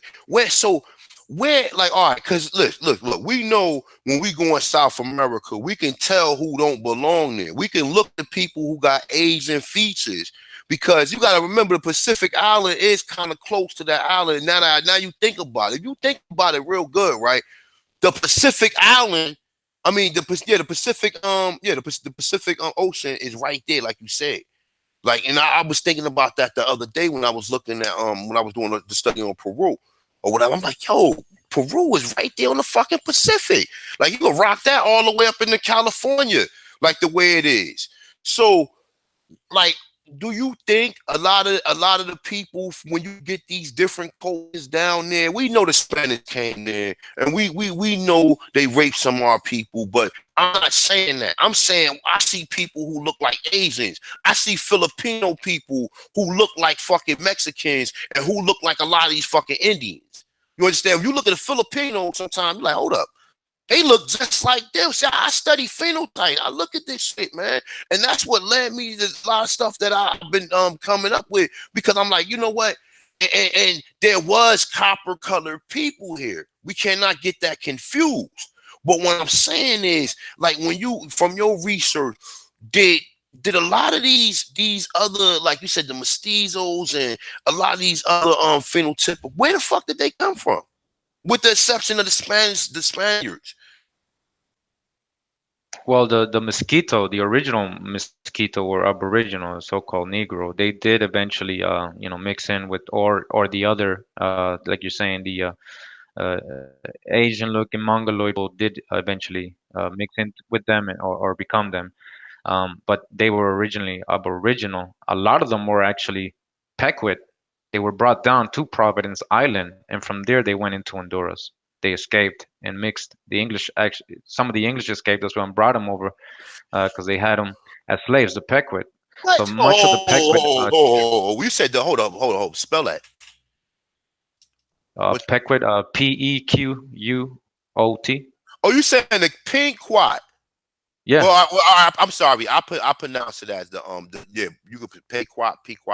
All right. You saying from Massachusetts though, right? Or that's another yeah. tribe? Okay. Yeah, All right. Okay. All Massachusetts, Connecticut, New England. Yeah, they were brought down. So the Pilgrims had two colonies. They had one in Massachusetts. They had one in Old Providence, which was an island off of Nicaragua. It's called Old Providence or Providence Island. Okay. And it was at the same time funded by the Massachusetts Bay Company and Walter Riley and all these people that were funding it. And they were so close to the Caribbean, the Spanish kept invading and stuff. So eventually, it was taken down by the Spanish. But those who survived did mix with the mosquitoes, Mm. Hmm. pequots. Hmm. That's Hey, that's the questions you gotta ask when you get brothers on here, man. Like right. real questions, man. Because you know what I'm saying. This is what we want to know. We trying to figure this shit out. So let me ask him one another question real quick, right? So the Mongoloids that's in North America, that's in the Midwest, and that's in like you know what I'm saying, like the what was that, be the Midwest, the mid Northwest or whatever, or Northeast, well, the Northwest. Where the fuck did they come from? How did they get here? You just made a good point though. Did you get any history to how long they've been here? Did they come through the Bering Straits, or perhaps maybe they were slaves too? There's a lot of history of Mongol invasion. Like we got to really see, Genghis Khan, right? He was all over the place. His empire was huge, and all he did was, militaries, invasion and colonizing. And we do have several historic books written in the 1800s how the Mongols came here in the 13th century. Mm, That would be 1200s, and yeah, so I mean, there was other waves though. We had a wave of Asian Negro people coming, the original Asians coming before that, before the Mongol wave, and that original Asian wave did mix with the Aboriginal that was already here. That's why some of the Indians do have the long hair and the chinky eyes, but they were Negro. Both were Negro. It was nothing light or white about them. There was another wave of Mongols, Siberian Mongols, that are now in the reservations. We even got them here in Costa Rica in the reservations. It's the Mongols. And you would see none of the Aboriginals are considered indigenous here, you know. And so it's kind of almost the same thing as what happens in North America. If you are a little bit pale or light skinned, they're going to tell you you're 99% Spanish. But, mm. we know, I mean, if you watched the more video I made, most of these Spanish were so-called Negroes. So what do you mean? So It's not adding up. that got me thinking though. Was the Aboriginal was the copper colored people here going to war with the Negro Asian looking people? Because in California, their constitution or whatever was saying that the Mongolians and the Asians aren't supposed to be over here or working over here and stuff like that. And it talks about like servitude. And this is just in the 1800s. So this all this shit that we talking about really got me thinking like who are we really at war with? Because from what it looked like, white people don't have power when you really look at it. So was we going at it with other indigenous Negro people? Most definitely. We gotta really go back to history, right? Most of the planet was, or the plane, right? The plane was Hmm. tribal. the tribes, indigenous copper-colored people populated the whole plain. Yeah, so it's kind of basically still going on, and it always was. It's like they say, more and more, or black on black crime, right? It's been like that. I mean, it was tribal warfare, you know. We can see a little bit about that in the Old Testament, and they changed the names around and they created religion, but it's telling us right there, that they were different tribes and that they did enslave each other, and they go to war with each other, and that's what's going on today. Yeah. You know what I mean? So if you're from Shem, and then the other guy is from Ham or Japhet, just to put it like that, just so people get the perspective, it, you're distant cousins, but there's tribal warfare going on. It's a frequency war, really. And it has nothing to do with, until recent decades or centuries, that the lighter skinned barbarian tribes took over, and they used the Moors, and then they took over their kingdoms too. Yeah. So Mm. But see, that's Facts. Yeah, and they exploited all of our, because they knew about all of our tribal wars and things of that nature, and they just exploited it. exactly. So that's how a small amount of them can come into areas and take over a large amount of people, because they knew our weaknesses. They knew blah blah blah. So they would say, okay, well, they offer one tribe guns. You see what I'm saying? To be able to take over their enemies. yeah, because the white people were After they would servants divide to and conquer, us. they would conquer them, so on and so Yeah. forth. No, Yeah. no, you're right, Chief. Yeah. Yeah. I mean, So, because I don't know, it makes sense though, dog. Like when you really think about it, like the white people here was just servants. They was just servants or slaves, however you want to say it. They had no power. And if you really got power, you wouldn't have to put out images, making yourself seem like you are high and mighty and a warrior, when you're really not. Because that's all they put out is images to us. Yeah. Like, how supreme they are. They got more money, they got more of this and more of that. Those are just images. Wolf It's not tickets and fact. shit, right? what they They call them, wolf tickets and shit. Niggas selling wolf Hey, Yeah. tickets. There, exactly. there was there was no free ride. There was no free ride to come over here. If you're a white European, and during those times there was no free ride unless you were one of the colonizers or explorers being funded. You had to sign a contract, and you had to come work the field, or whoever was contracting you, and you had 7 years to do it. And these were white people with Moorish or black people that they were bringing as well. They had contracts. These were indentured servants. So most white people came over here as, like you said, servants, indentured servants. They had to. They weren't just gonna get a free ride over here. Yep. No, they wasn't. And a lot And of that's them what it took says in our treaties too. But go ahead. and a lot of them came over here without last names or surnames. So whoever contracted them, they would have been given a name by whoever contracted them. So if they was working up under a person that made moccasins, right, or that was making shoes, they would have been called William Shoemaker, right, or whatever the title was that they was contracted up under, right. So when you look at theology today, and you see some of these brothers with certain last names like Davenport, Shoemaker, Turner, Millers, because you got white people with these same names. It's only showing you that you go back, they people worked up under us. They was contracted up under us. Mm-hmm. So You ain't never see the dictionary of surnames. They got the dictionary of surnames. It's four boroughs. And if you go on the four boroughs, I got a video actually on it, and it shows you the different how they classify different names. Some of them are well, I haven't done a video in a long time, but some of them are patriotic, some of them are matriotic, some of them are demographic or geographical names, some of them are region or locations, like Wood.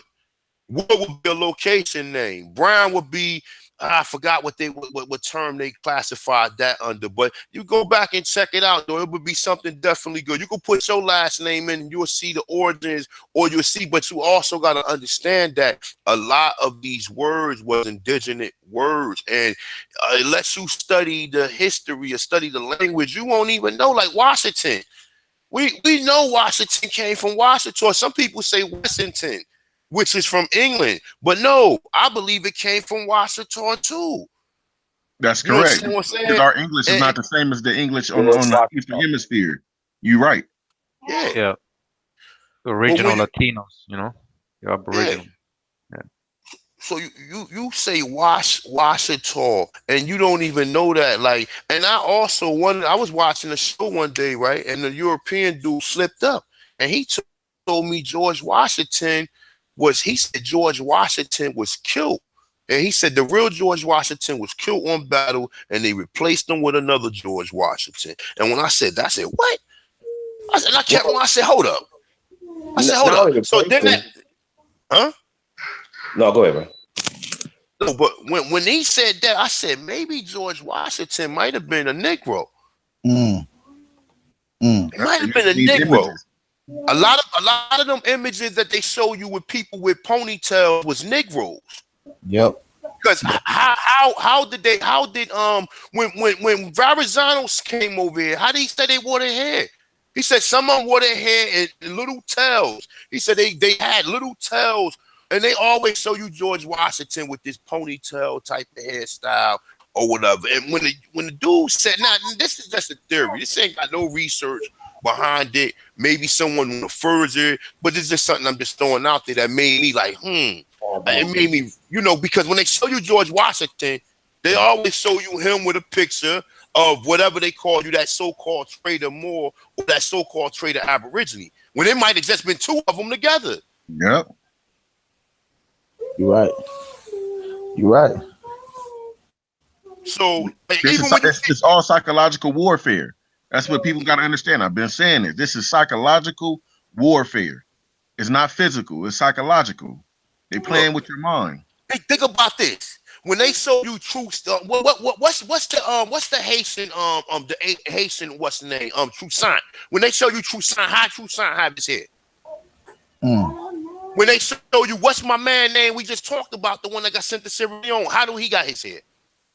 Henry Brown, yeah, little braid. When they show you Beethoven, how do Beethoven got his head? When they show you the real Beethoven.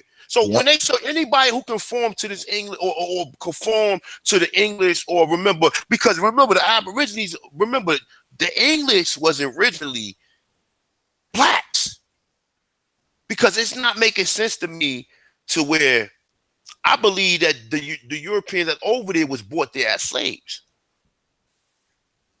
Now that got to do with that. Further research got to go into that though. But that's definitely, yeah. The ancient Britons, the ancient Europeans were Aboriginal. The ones who came, like the Romans, were also Negro. They came and invaded the Aboriginal that was already there. When the Moors came and everything else, also Negro. Until, I mean, there was white people definitely being brought over there enslaved, but they got together, and that's when they invaded. And they basically whitewashed everything else. That was later on.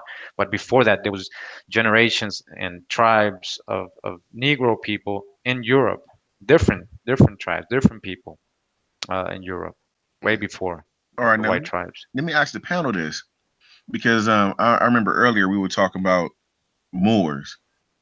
Are we talking about the people or the organization? And who are you? Talking about the people, never the organization. That's what. See, when you listen, let me tell you something. There is no North Africa. So when you look at the etymology of the term Moor, you gotta be thinking you gotta be using your common sense. It say North African Berbers, or then it or say someone from Africa. Then it alludes to say something. No, then it says a person of dark skin person, or non-European. This is when you gotta use common sense, and it got nothing to do with no Drew Ali. It has nothing to do with affairs. It has nothing to do with none of that. Facts. So the reason why I say that is because we have a lot of these Moorish organizations, and they're like there's a big difference between dealing with the actual people and you dealing with an organization. Bro, let me tell you something. Where you think most of this civic stuff we talk about came from? It came from us. I know it came from us, but when I'm trying to tell you, who you think gets brought the shit back out to the forefront? The Moors. No one I know that was an Aborigine 20 years ago was talking about no status or nothing like that. But I can show you an image of a brother named Hakeem Bey that was saying that we was already here and how we had cities under New York. Now I'm not telling you subscribe to nothing. I'm just telling you that where I started studying from. I'm not telling nobody they nothing. You To can be go ahead and do your. no, I'm not taking nothing from nobody. You know what I'm saying? I'm not, you know, I'm talking. I'm just all talking I'm about saying further is information, like I what we've been talking about earlier. What I the think I shit under, we talk about. I think I understand the question. You know, like it has become a fraternity. I mean, That's Moor right. wasn't always an organization. It just meant a dark skinned person. That's right. that This tag became a fraternity, uh-huh. and you know, it's a secret. It's a That fraternal society now. You know, so I mean, come on, like it's not even a people. You that's know, and it that's what was I'm a saying, fraternity. because even with Okay. Yeah. Choctaw, you have a Yeah. Choctaw government that's trying to pass off as the people, and then you have Mm-hmm. the actual people. That's what I'm trying to Mm-hmm. say. And the Mm-hmm. government don't represent the people. Facts. Facts. Facts. Facts. Just like you have Understandable. these organizations or these, you know, Moorish people. I mean, Moorish organizations that don't represent the people because they're not Yeah, for the people. but separate. I'm gonna tell you this. Separate the organizations and Drew Ali from them, man, because you can learn a lot from Drew Ali, bro. And if you really tap into some of the stuff he talked about, it's applying to us, the Aborigines. But we just don't know that. And then, like I said, and you have to understand how we using this word more. We can't I think mean, of we using this. No, go ahead, bro. Drew Ali and people like him, they like to apply the history, and they did tell the truth a lot of the time because, as he says they were the ancient Moabites or Canaanites. Now, like I said earlier, this is the true old world, and we know that eventually the Canaanites were kicked out of the Holy Lands, right? And the descendants of Shem took over.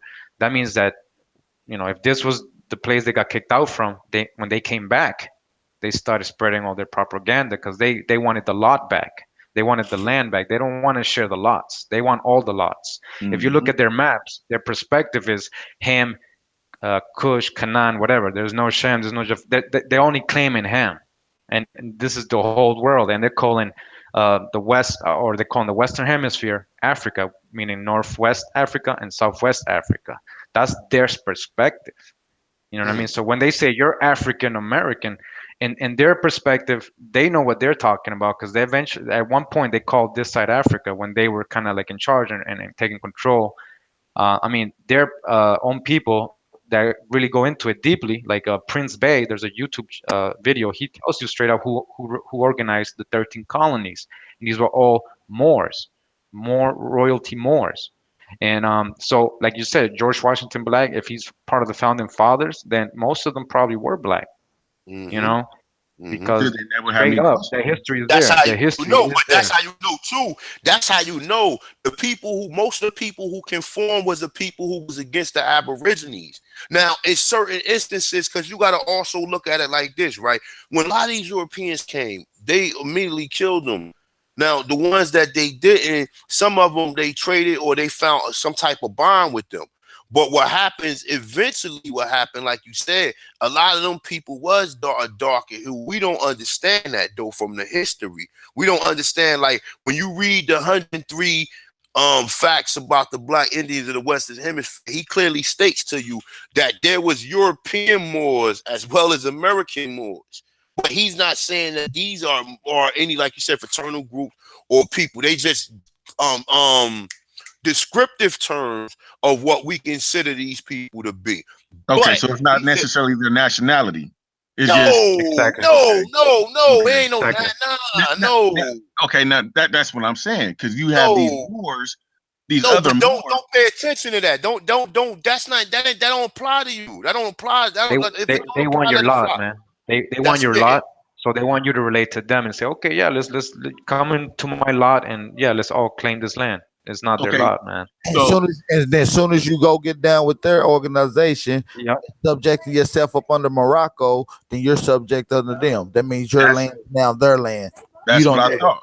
Okay, so Yeah, Yeah, let's you but got you move. would these. never do that though. Look, let me just tell you something. You listen, let me tell you something. I've been studying, I studied them more for a long term, and I ain't never been in no motherfucking temple. I ain't never like as far as some of the people who I reached out to, it was mainly about this information that's being here. That's what I was eager about. Like nigga kept saying, oh, we from here, we've been here. That's the shit that drawed me in. Along with the civics, because I've been to prison before and I know uh, uh, um I know Supreme Court rulings and case laws and all that shit. I didn't know that. I know shit like that then got people out of prison. People had murder charges, found Supreme Court rulings, and got their time reversed. So when I started seeing that, I said, that civic shit is real. Yeah, so I applied the civics to my life, as well as I applied the fact that they were saying that we was already here. All right, so I need y'all to do me a favor then. Since we know the difference between somebody being descriptive and you know, calling somebody a Moor as being a descriptive term, what about the legal term Moor? Because to me that has nothing. That's all, but that's all you can't be you can't be Moorish. Ish is a synonym like, you know what I'm saying, like childish. You're grown up. Most of the time when they say you acting childish, they're talking to a grown up. Or ish. Ish is you understand, we understand what the suffix of the word means. That's what I'm trying. Nothing is a you see the word more. It don't say Moorish, it don't say more, let's say more. That's it. And then it got other three. It got docking, a mother's birth. That's one of the synonyms for it. And there's another definition. But then when you get down to descriptive terms, it says it has a lot, bro. I mean, but nonetheless, though, it's a descriptive term. That's it. Yeah, that's it. I get that. I proclaim that now I'm an Aborigine in whatever tribe or whatever clan that my grandmother came from. That's what I am. That's my nation. And I get that, but what I'm trying to say is, like, okay, we all got Black's Law Dictionary, right? So when you look up the word more, and we dealing with like law, it says officers of the courts. Now I'm gonna pull it up for you. Let me see what edition is this. I think 3rd or 4th edition, Black's Law Dictionary. When you bring it up, it says more, Moor, is officers of the courts. So that the legal term. Don't separate the legal term from the regular term. That's a legal dictionary. A regular dictionary ain't gonna have legal terms in it. Remember that. That's why the Black's Law Dictionary was constructed. It was constructed because remember, we could look up the word traffic in there, and the word traffic means something totally different from another word traffic. Actually, it means the same fucking thing. If to just contradict myself and with doing it like in an intellectually way, without sounding like a fucking damn asshole or fool or whatever. No, go ahead. The word traffic. If you look at the word traffic, it means one in traffic. It means traffic means commerce. You understand what I'm saying? That's what traffic means. Traffic has nothing to do with you personally doing. But when you look up the word traffic, it actually means it would tell you a person driving on a road or something, which is commerce in another way. But nonetheless, though, yes. But don't take legal terms. That's what I had to learn. When you study etymology, you have to understand where these terms come from, and you know that the legal terms of them is not the same as why you think that Black's Law Dictionary costs so much? Yep, if that's the case, you could have just got a regular Merriam's, or you could have got any dictionary and you would have found the same terms in it. Why you think that shit is for Masons? That shit is for people who esquires and people who trying to hide the information. That's why it's under legal terms, legalese. You understand what I'm saying? So it's always gonna be different. You know what I'm saying? Like I say, man, and like I said, look, man, I don't tell nobody. I tell you a descriptive term or more. If you think that sounds better than being called black, but you could say I'm a Aborigine, or I'm from this tribe, or I'm from. You ain't never got to say I'm from no temple, or I'm Moorish, or none of that goofy stuff. I not say that. You know what I'm saying? Because I respect a lot of the brothers or whatever that do it. But as far as just being straight up and not trying to deceive nobody, that's my views on it. I don't, you know what I'm saying? And that's how I look at it. I ain't trying to like share my lot with nobody but other Aborigines, or share my information with nobody but other Aborigines. So with that being said, I'm saying, because you know our next step, because right now we destroying all this fake ass history. We destroying the DNA shit. The next step is, you know, because some people are asking these questions. Well, what route should I take when I'm dealing with, you know, going into these courts, you know, trying to get my land and whatever else? Should I go as Aborigine or Indian, or should I go as a Sometimes you Moor? don't even use that word indigenous. Nah, you don't even want to use that word indigenous. You could say you a free inhabitant. That's what it. Listen, when you think about it, it's all up into your interpretation. Just you gotta be careful with the words you use. Remember, That's remember what I'm what the saying. word. Remember what it all comes down to. It all comes down to you not being a corporation. That's it. That's what the four. That's what That's the. correct. That's what the all caps. Yeah, That's what the all caps consist of. As long as you know you're not that, you could be anything other than that. yeah, like when I deal with my court situations, right? I didn't really get into details whether I'm an Indian or not, right? But what I did say is I'm one of the people. I am a people. I'm one of the people from the state of That's whatever right. such and such, right? And that automatically puts you in your on your square. And what they do is little shit to try to get you off your square. The first thing you want to do is go file an affidavit. If you don't know how to do that, y'all might want to learn how to type one up. File an affidavit. Then you put Yeah. another one in, challenging the jurisdiction, right? Right? And then once you do that, we all know they ain't gonna be able to apply, they ain't even gonna be able to look at your affidavit, right? You know what They the ain't gonna, easiest one to do, AP? The easiest one to do is just challenge the court. yeah, that's challenge their jurisdiction. Ask them what kind of court is this? That's the easiest way Absolutely. to do it. That's the Yep. easiest way to do it. But when you do What that, you laws are do we give up. practicing today? But you can always go back and challenge. Jurisdiction will be challenged right before you go to trial. You can be bullshit and go all the way to trial and say, nope, I want to challenge jurisdiction. I've seen shit done. That's You a understand fact. what I'm saying? Guess And what they just to gonna see, do? They don't got it. They don't got the jurisdiction because what he gonna do is have to come out that robe and let you know that he ain't even a judge, right? So you can't even have no man. It's just a deep thing, man. Y'all need to It, I stay. it mean, you is. have to know. You have to know. It's a lot of different areas, a lot of different angles to take or to do it. But what I'm saying is, you ain't got to go in as no, and you just don't want to go in as that all cap individual. You could be fucking Robbie the robot. You could be fucking Mickey. You could be Mickey and Mouse. You know what I'm saying? You just don't want to. You want to make sure that Mickey is lowercase or upper lower, upper lower. You understand what I'm saying? You don't want to go in there and then, like I said, and that's playing on from their point of view, because these are all crimes of equity. That's it. If there is no person in there saying this nigga stabbed me or that nigga he did it right there, he shot me, like if it's no one in court doing that, then you should already know what kind of situation you in. Yeah, that's If it's nobody in there, with a cast on his arm or eye patch in a wheelchair and shit, like, yeah, he did it. That's him right there. Like, you know how this shit be working out. But yeah, because you have the right to face your accuser. that's So right. if you don't have no accuser, then why am I here? How the referee, when LeBron and Stephen play tomorrow, how the referee gonna be partial to who win? Even though that in cases that's the way it works, because they're from a higher, someone is you pulling their strings from a higher power. But understand that the judge is the mediator. When you go in there, you understand what the fucking, you understand what the trust is. It's the trust, the trustee, and the equity, the trust, and the trustee.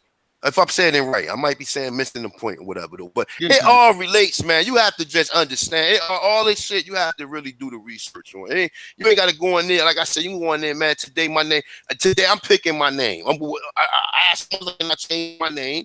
And I can change my name as well.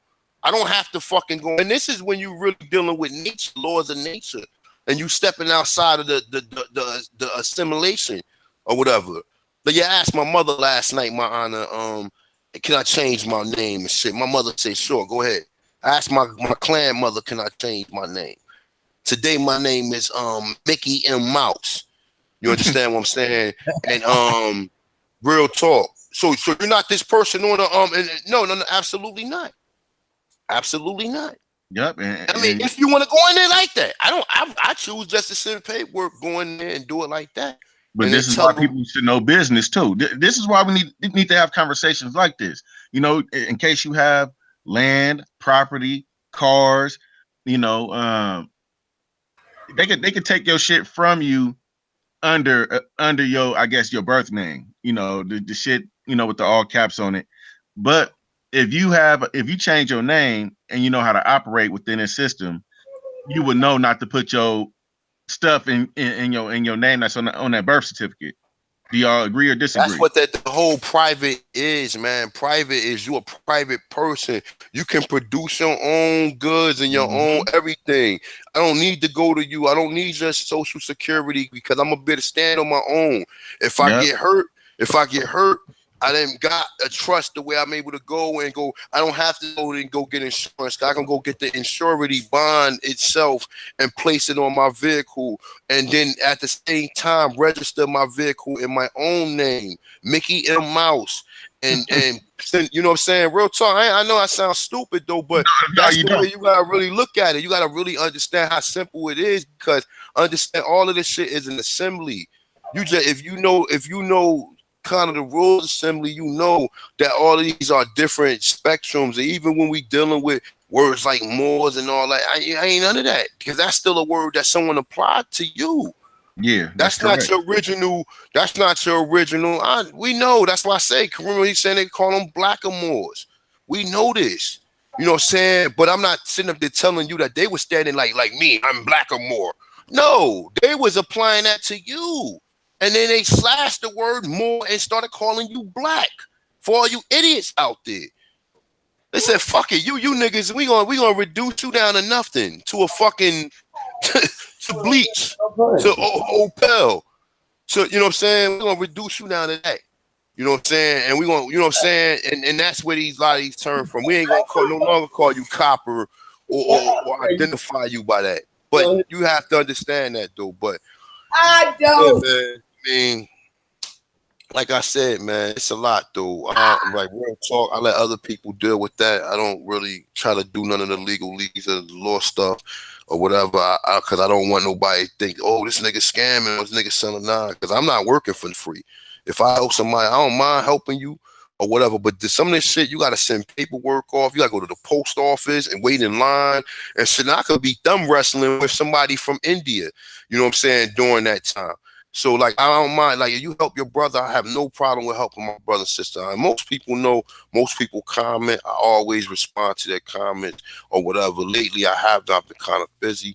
But for the most part, if I see the email, I will respond to the email. But for the most part, you know what I'm saying? You got to do your research. You know what I'm saying? You don't want nobody to tell you something that's not. I mean, at some point in time, you speak to somebody to see what was applied, because people tell you anything and they never tried it, and they don't know what the outcome of it's going to be. You be in court one day, somebody telling you to try something, and 15 cops come in the courtroom, and that'll startle you, and you'll be sitting there like, oh no, I'm sorry, oh, okay, I'm guilty. Like, yo, I'm telling you, your whole disposition to change, your whole disposition, or they throw you in the court. They throw like I was detained for hours, bro, and I had to go pick my daughter up. So, you know what I'm saying? I was still standing my square, but what the nigga done was give me my phone while I was in the cell. So I was already making preparations for somebody to pick my daughter up while I was in there. So I was talking tough. But if I didn't have my phone on me, I'd have been like, yo, you know what I'm saying? Like, real talk. I'm keeping it 100. Remember, you got to remember what Dr. Neely Fuller said, nigga. You behind enemy lines, you got to do what you got to do to get out of it. If that's the case, remember what Kanye said: you have a right to be a slave, but you have a right, you know, when you behind enemy lines, to play whatever game that is necessary for you to get the fuck out.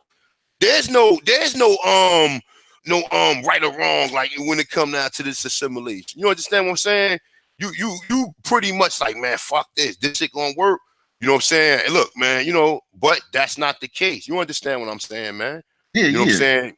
You understand, motherfuckers? If a judge throw you in a cell because you went in there and asked him, is he bound by the Constitution due to the Supreme Court rulings? And this nigga threw you in, and you asked him that. You ain't even going further and ask him nothing further. He threw you in court, but he threw you in the cell for 4 hours behind that. You know, and then dismissed it, but told me I couldn't talk no more. Well, see, you know what? Because my experience when I went to court, and like I said, everything I'm saying to you, I can show paperwork. The judges don't let nobody else be in the courtroom with you and him, especially when you when he reads your paperwork or whatnot. It's just you, the bailiff, the stenographer, the judge, and that's about it. They get everybody, they kick everybody about the courtroom because I don't want them hearing what you know. But You know that don't always happen, B.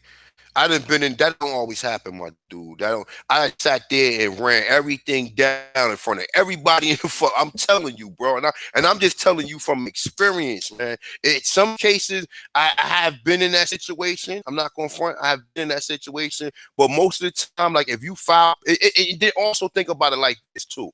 From what you're saying, I can't concur with what you're saying, because if you file paperwork and your paperwork surpass, when the judge get up there, be like, yo, man, I got everything is in front of you. I ain't got nothing to say. Just read it. You know what I'm saying? He's sitting there like, all right, I gotta take a recess. Like I've done that plenty of times. Like here, the judge will take a 30-minute recess and then won't call me the last person. And then say dismiss. And you know what I'm saying? And then just walk off the courtroom. I can't say nothing until that shit have happened so many times. You know what I'm saying? You know what I'm saying? Real talk. But I mean, it's like it's all about how you go about it, man. And it's like at the end of the day, man, it's just that people just want to be free. So if you can find some way to where you can learn legalese and or learn natural law and see how you use the amendment and constitution or Iroquois or I mean the Iroquois Confederacy or any of that stuff, man, it's all fair game. But don't sit here and let nobody tell you, man, don't charter down there. If it's something inhabitable and you need to really tap into that research, you need to do that. Well, I mean, I advise anybody to tap into it, especially if it applies to you. Like, that's you know, right. in my situation, you know, I'm Choctaw, and I use the peace treaties. I use the Choctaw Confederacy when there was no Cherokee that was a part of our Confederacy. You know, I use a lot of stuff because at one point in time, you know, shit, I used to be the defendant. I was ignorant. No, Cherokee. What you mean? So you said that the Cherokee, because we know Cherokee's a language. You said the Cherokee came from the Choctaw? No. There's a confederacy between the Choctaw, Seminole, and Chickasha. And the Cherokees wasn't a part of that confederacy at that time. It was like the 1860s or something like that. And they wasn't a part of it. And they became a part of the 5 civilized tribes just recently. That was not too long ago. But in that confederacy, it talks about how we are free people and we always gonna remain a free people. And even before that, like I said earlier, we was a part of the crown. We was protected people. You know, so we, you know, we're not like these other people that's over here. We're not like the citizens. If anything, we're like nationals. This is our home. This is our shit. Yeah.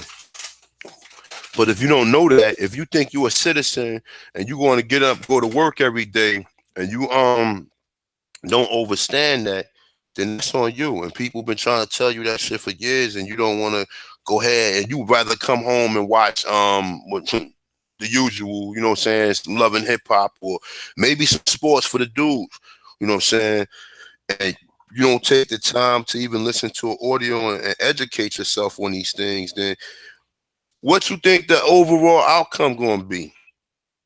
More ignorance, you know what I'm saying? And at the end of the day, man, it's about trying to enlighten yourself, man. You know what I'm saying? Trying to find you some way out dissemination or whatever. And that's what it really is, man. The more and more I think about it, like, you know, everything been taught to you, man. Everything has been taught to you. You know what I'm saying? And no one, you have never ventured outside of what they say, the beaten path and shit of life, or you know, all this shit applies, man. All of it applies, man, because you would still think you was an African wearing a dashiki and shit. So let me ask you something, A1. That Do y'all? Well, let me ask everybody on the panel. Do you guys feel like since we are a unique people and we know who we are, should we still be living amongst foreigners that's here? Man, you ain't got too much of a choice, homeboy. yeah, I ain't gonna further elaborate on that. yeah. I mean, you know what I'm saying. But what too much of a choice you got? Because these people ain't leaving. I mean, and if they was, I mean, look, man, you think about it, man. Some things you just gotta like. You know what I'm saying? You are a spiritual being, man. You live in a body, nigga. A body ain't nothing but a vehicle. So it's all about the spiritual being that's inside that vehicle. This is taking it outside of some other shit, man. So even though you know it's going to be other people who might not understand what you understand, but as long as you're able to get your point across, man. You know how many people here in this country that don't know who the Indians are, and they don't care. They're not here for that. They're here for commerce. Oh shit, cell phones, Disney Channel, movies. Hey, well, they better they better know who the Indians is, because Indians are supposed to regulate commerce along with Congress, right? But if they don't, but if you tell an African that he's an Indian, he's gonna look at you. Listen, most of the people I talk to, they say, "Yeah, my grandmother was Indian." So what the fuck do that make you? They're Indian. But remember too, a lot of them remember.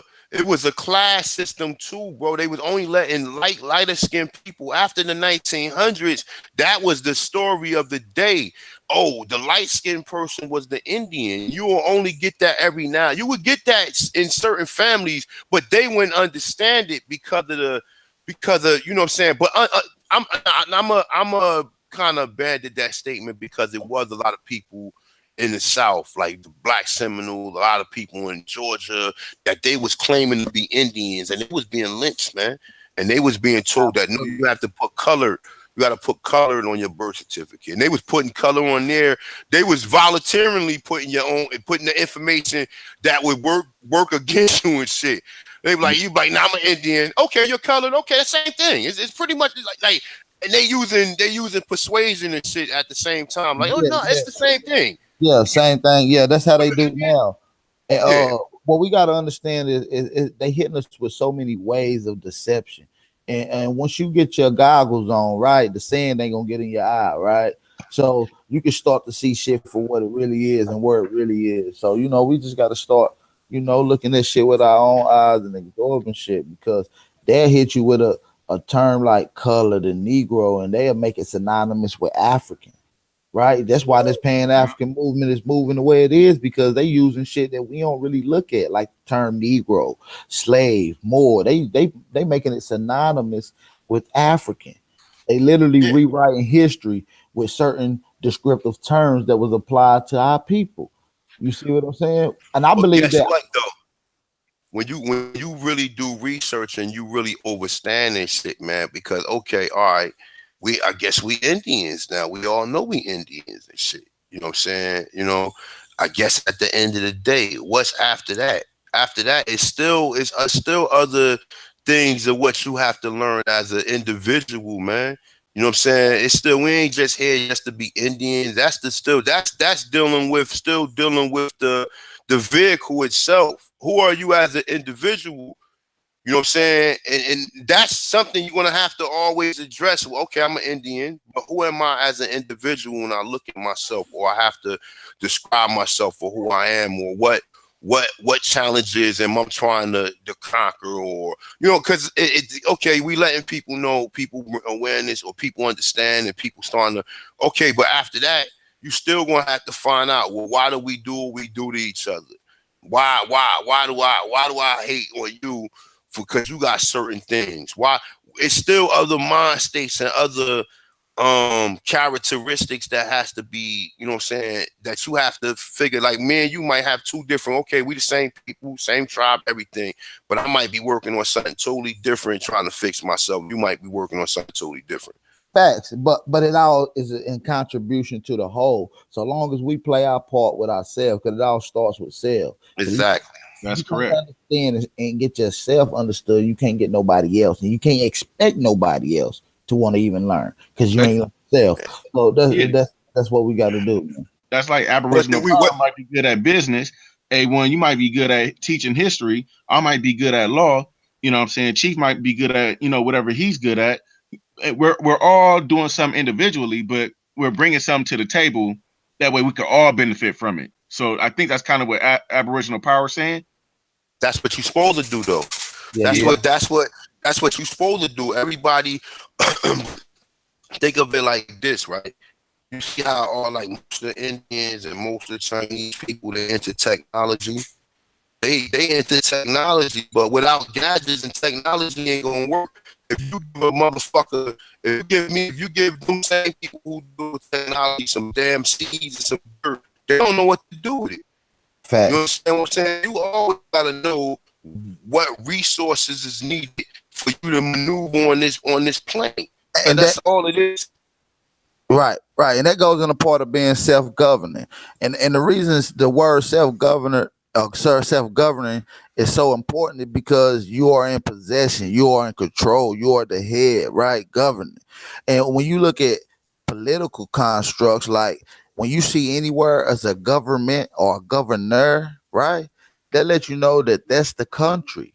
Right. Anytime you see a president in matter, that lets you know it's a corporation because any Fortune 5 company got a president, and they let you know that that's a company. So we got Hey, to hey, understand the hey, look, terminology. hey, let me. I'm sorry. I'm sorry. Go ahead. Go ahead. Go ahead. No, you I'm good? gonna Go ahead. respond. No, Go I'm ahead. Go sorry. ahead. My bad, my brother. No, go ahead. If you go ahead, complete it. That was all I had to say. Just understand the terminology between governor and president. A governor runs a state, runs a country, right, or a state, right. Mm-hmm. So we got to understand what the difference is between a country and a corporation. What the U.S. is between the United States of America. One's 2 words, one's 4. So we got to understand these terminologies. I wanted to That's respond to correct. Chad Murdoch. Chad Murdoch, peace. What's up? He said, "No more is nothing free. The Haitians, it was the Jamaicans. I don't know how to pronounce it with the X. Arawaks. He said who Jamaicans. had started. Yeah, he said who had started the rebellion in Haiti. So look, we was already over here fighting, homeboy, from day one. So if you look at the wars before any Haitian revolution or any of the wars that was over there with the Maroons, you already seen the Pequots and the Powhatans was already won with the English from day one. They ain't even give them really an opportunity. It was more business at first, and then they just started overcoming them by capturing the chiefs and taking the chiefs back, and then the chiefs will basically tell them everything. You understand? Or not? Some of them died in the process, though. But we was won over here since day one too, man. So understand that, man. I definitely appreciate the history in the islands because the islands is the first was the first people to get hit or whatever, you know what I'm saying, was from the French, Portuguese, or the Spain, or whatever, and then later on the English.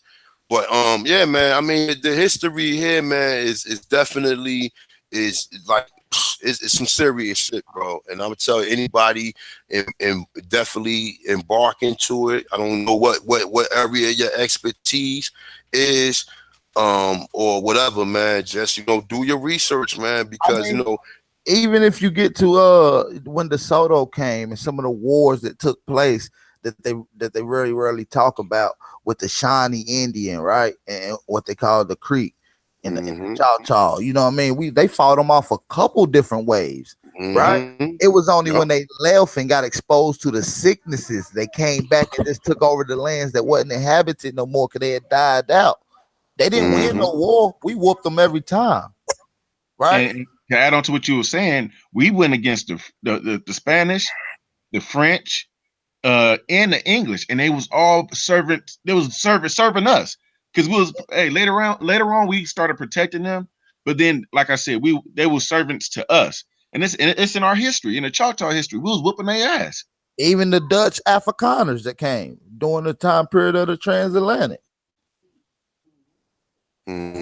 See, but that's like I said, history, man. You have to people. A lot of people say, man, what you gonna do now, or what you supposed to be doing? You got, man, people still trying to figure out what they, you know what I'm saying, who they are, or what their genetic, or what they, oh, how you going to jump from A to Z, and you still don't figure with A and B. You still ain't know how to pronounce them or use them words properly.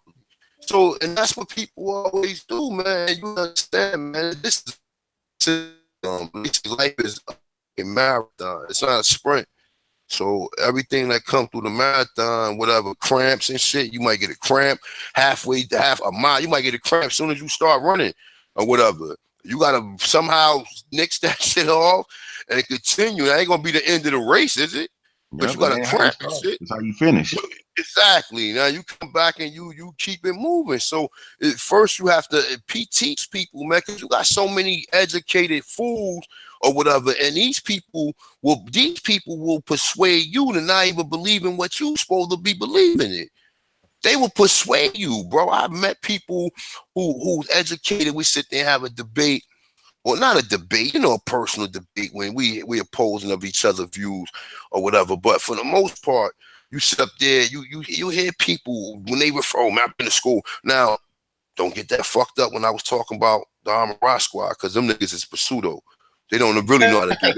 They think they scholars, but don't know how. They think their whole everything methodology. What is your methodology? What is your methodology? The scientific method, that's what you're using? That's what most of these niggas use, is a scientific method. Oh, what is your methodology? That's the only thing they know. But outside of that, they're not taught to use common sense, because they're taught to believe everything that is written in these books, and nothing is supposed to be, you know what I'm saying? It's a lot of stuff is confusing. And like I That said, none of whole this stuff movement is on life support, though. If you really think about it, that's why they keep bringing our name up or bringing our people up. Oh, well, the Aboriginals are pseudo. The Aboriginals, their grandma's lying. Now, see, that's some disrespectful shit. When you sit up here saying somebody's grandparents is lying to them about their identity, because in person, you likely to get fucked up. You sit up here calling somebody mama, daddy, granddaddy, grandmama liars about who they are. That's an ass kick. Yeah, that's a fact. But also what it is too.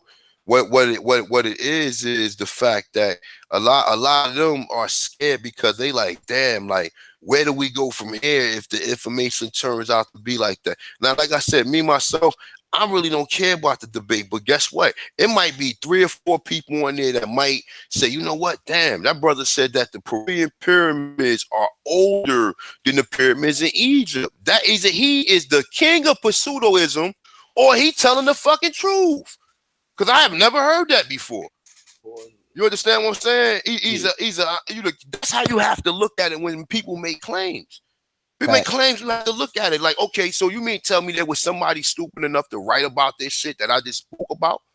So obviously, Garfield, somebody don't believe what you saying. You know what I'm saying? That's how you have. That's what you have to. That's what I was always taught.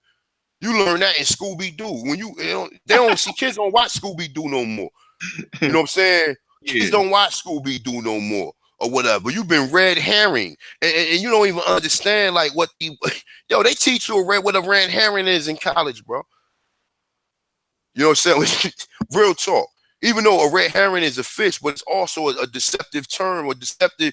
It's a decisive thing, or whatever. You've been deceived. But if anybody make a claim, bro, if a nigga tell you that they've been, now some people make claims that can't be proven, or claims that doesn't have no document or evidence to back it up. Right. We went over it the other day. How many articles did I bring up? What archaeology did ARC use? Roof Shady.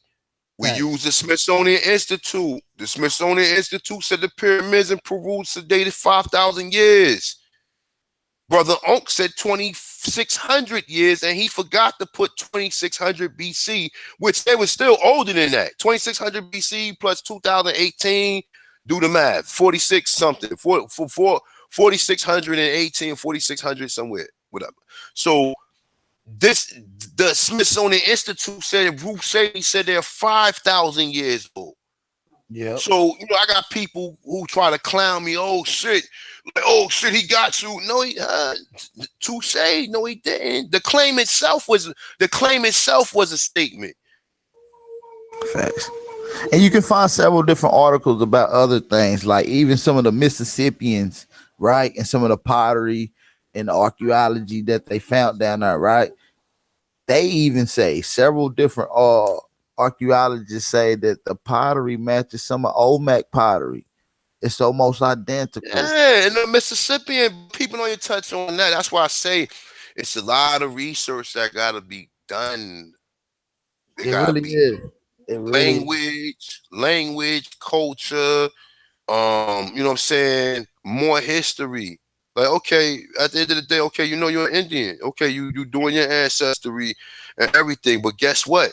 You still don't. Most of these people that's on these fucking tribes that be asking you, well, what's your culture? Well, I do know this. My culture ain't their culture, because if them people still remember their culture, the Indians that was the real Indians forgot their culture, and our culture is not the same as their culture. Does that make any sense? Wait. Say that again. Okay. When you go to a lot, unless you go to an Aboriginal powwow, or you go to an event where a percentile of the people are Aboriginal, you're not going to get the real history, because people still wearing war bonnets. When I see the people who was in Virginia had feather crowns and grass skirts on. Facts. Like Where the fuck shingles and all this other shit came from? Like you see in New Orleans with the Mardi Gras Indians. Exactly. And now you ask yourself that question right there. And that ain't nothing but a carnival. That ain't nothing but a fucking carnival, just like they got the carnivals all over the world at the same time. And where's the carnival in Africa? I mean, well, I'm sorry. They got the carnivals in the Americas. And they even actually got another carnival going on in Europe for Black Pete. When they dress up and paint their faces black. You seen that Drake did the black face? Oh man, Drake is a coon, but you know, I mean, his father's a real nigga. But that's it. Well, I mean, you know, getting back to the Dr. David Imhotep. Shout out to Dr. David Imhotep, man, the great Dr. David Imhotep. I definitely can't wait to read the revised book, First American African. You know what I'm saying? But like I said, he said something that was interesting. Also, he started giving dates on people that were here. You know what I'm saying? And here's the thing, right?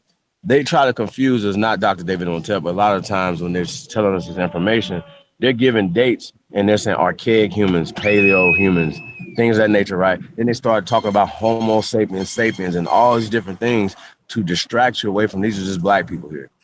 And these are just time periods that they're talking about. And then they'll even say some shit like, oh, modern humans came here and met archaic and made love to archaic human beings. I just think that's dumb when they're saying these things and they're being disingenuous. There's a book and a movie called 1984 by George Orwell. Please go read that book.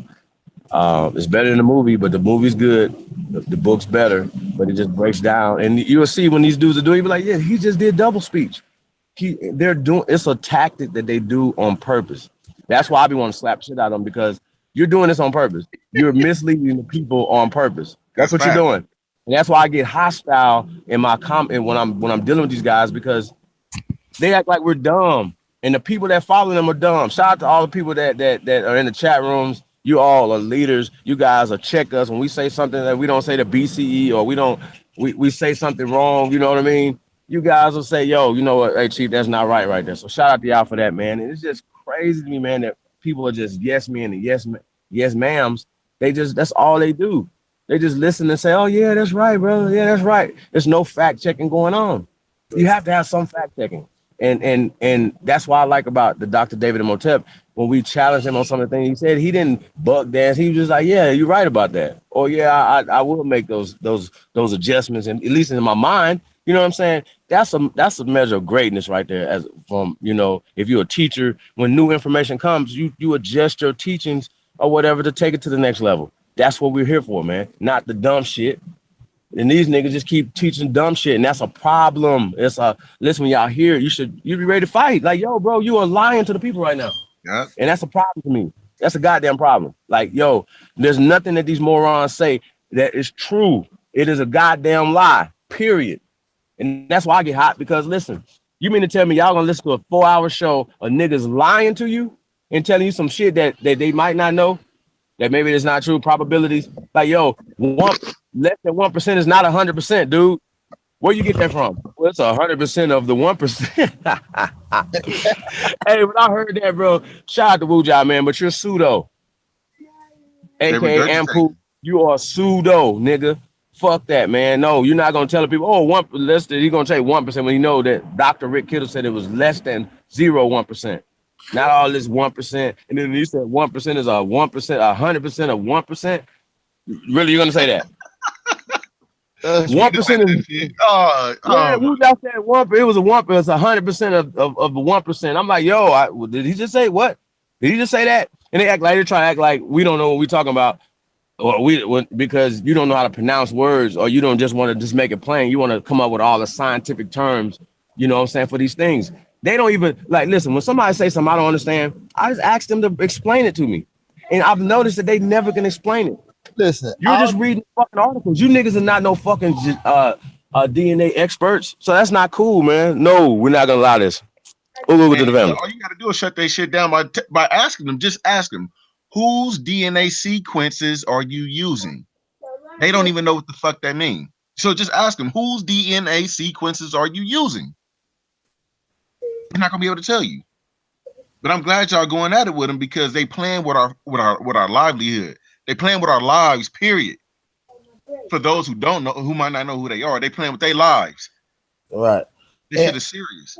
You're right, man. And they all pseudo, man, because all the teachings that they got come from certain people, W.E.D. Du Bois, Frank Boas, the Melville. That shit was published in books in the fictional section. You see what I'm saying? It was like going to go get a Harry Potter book. You see what I'm saying? And then now it's mainstream history or theory, right? It's the mainstream theory. And that's how you establishing these people and all these other countries across the globe as African descent, the cradle of civilization. That shit is bogus. Y'all barely got bones and mummies old enough. Y'all don't sustain enough food. Y'all don't got the oldest architect. Y'all don't got no irrigation in the desert. What are y'all doing? Like, what are y'all talking about? How can y'all sustain anything when y'all don't create nothing? And then shit. I mean, if Africa is so great, how come they still here in America? If America is all this bad and shit like blood ties here, why are you still here? You know why?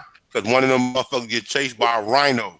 That motherfucker get chased by a dog head. Motherfucker get chased by a rhino. Yo, think about that.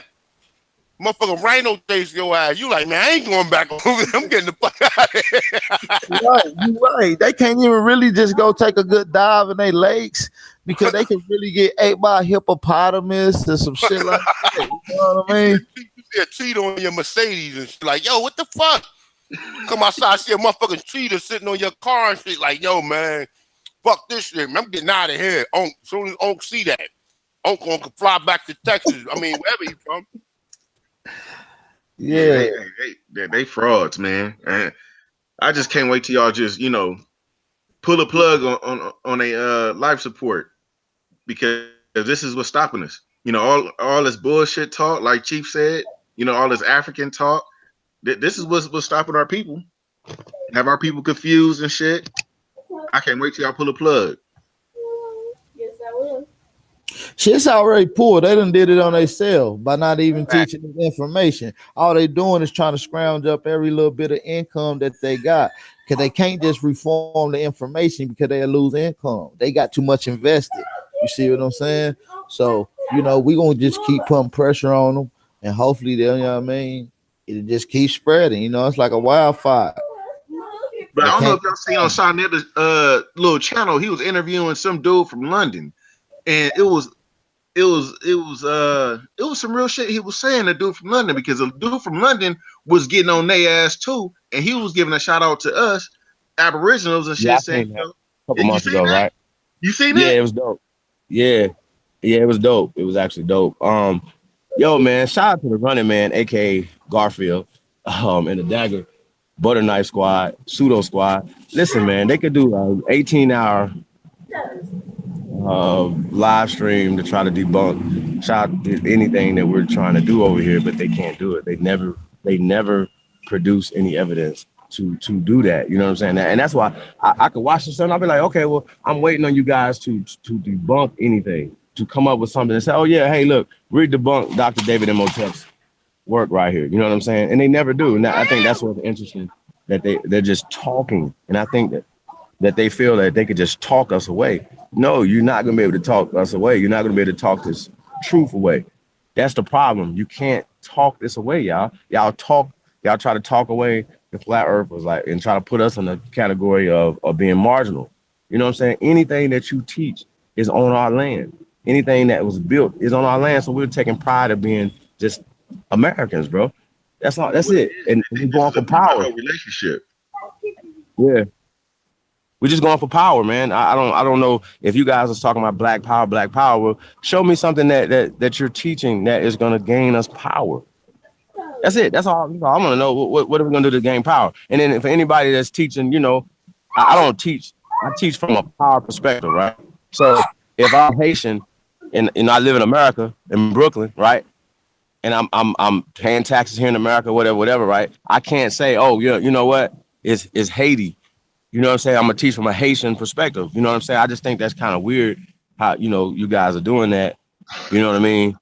In our movement, but you're trying to separate it within the movement. I think that's weird, and I think that needs to be addressed. And I don't play that because we got brothers that are in Jamaica that know that they were brought there, you know, from the Pequot tribe and different things like that, Delawares and all this other stuff, right? So we are all the same people. So I don't like that separation stuff that you guys are doing. Please stop that. You know what I'm saying? I just want to say ooga ooga to the family. The truth is in the Y'all blood. Indians. I mean, look at it like this. I'm from California, so you got a lot of Belizeans that come from the South that come to the North, and I mean, we all eat the same food. I mean, we all vibe with each other. We the same people. I mean, you think if anybody sit up here and think no type of Indian from the South mixed with Indians from the North, you know, you crazy. Because my people, we from the North, but I might have connections back down towards Belize. Shit, you never know. Mm-hmm. Especially, Now, you know, speaking being of that, Choctaw, and then Choctaws come from the Muskogee, and the Muskogee was said to come from the Mayans. So come on, man. facts. Like, we can't be playing these I games. mean, we didn't have a wall up before these people came here, you know what I'm saying? And they have scientific, like, here's the thing. When I speak on stuff, I speak on evidence. Shout out to Dr. David Imhotep, evidence, right? And the evidence speaks that the science, that the blue indigo paint that's in so-called Mayan Mexico is the same genetic stuff that was brought to Georgia, right? And the same people, the same bones are in Georgia that connect to the people in the Mayan area in the Yucatan and stuff like that or whatever. Right. So we all the same people, man. We Yeah, They inhabit we this find are. that whole clay goddamn somewhere else too. You heard me? place. They find that clay somewhere else in North America. I can't think. I was just reading the other day about something similar to that. I can't source it though, but yeah, I was reading that they found that somewhere else in Americas or whatever. But yeah, man, definitely, man. Shout out to David M. talking about the wine is down or whatever. Shout out to the Aborigines. I shout out to everybody who in the chat room. Then I guess this the time I gotta be on, right? What's up? Shout out to Mr. Tyrese. We got Chad Murdoch. Self Love, Alicia Aborigine, American Aboriginal, Michael George Michael George, the ancient one, Blue Voodoo, peace, Sister Warrior, peace. Where you been at? Chad Murdoch. Let me see who else in here. Kawa Awa. I can't pronounce that. You already know. But shout out to you. Shout out to Aboriginal Indigenous Nation. We got Vibe Mixes. Peace Vibe Mixes. He was asking questions. Wasn't Vibe Mixes asking questions yesterday, Chief? In the chat room? Vibe Mixes. Chuck Jackson. Shallow. Yeah, man. Shout out Sheena Miles. Shout out to everybody who came through or whatever, man. But you know what I'm saying? Like I said, man, I try to give out quantity, man. Not, you know what I'm saying? Give out quality, not quantity. I try to give out quality, man. You know what I'm saying? We just did the interview yesterday with the brother David Imhotep. You know what I'm saying? Just for y'all, just for your historical documents, go back and listen to some of the questions. We pretty much hit him with a lot of stuff. But like I said, he brought it to the forefront. So even his minimum research, because I can see from talking to him that he was versed in certain areas. But I remember when he said that when he met the Mayans, that like kind of like he was amazed by that. Now we done seen the Mayans, we done seen a lot of shit, man, from, you know what I'm saying, the last couple of years. So if that brother was amazed by the Mayans, then we know we looking at the right stuff. You know what I'm saying? So Right. definitely shout out to that brother, man. Shout out to But you know what though? Another thing that they always talk about and they always point us to, right, was all the depictions of people of color, of chocolate people on the walls of Kemet, right? Well, we have way more depictions of black gods here on this land, man. When we say that, right, and they show the depictions and they show the bones of these mummies, these kings, with the locks down, past their feet. You know what I'm saying? I just, where's yours? Where your things at to match that, man? I don't understand the cognitive dissonance. That's Because killer, right? those are primary. These are primary fucking sources, not a fucking book. The bones of these people are on this land. Luzia, Naya are on this land. Can you please give me anything to compare it to Luzia, Naya? I don't get it. Or Guatemala, El Mirador, or Snake Mountain. Please, y'all, please stop being slow. This is too slow for us. Like I'm almost at the point. I've never debated y'all. We only been teaching y'all at this point. You know what I'm saying? They do research after they hit. After they speak to Chief Holiday, they go back and like, oh shit, man, this shit he was saying is true.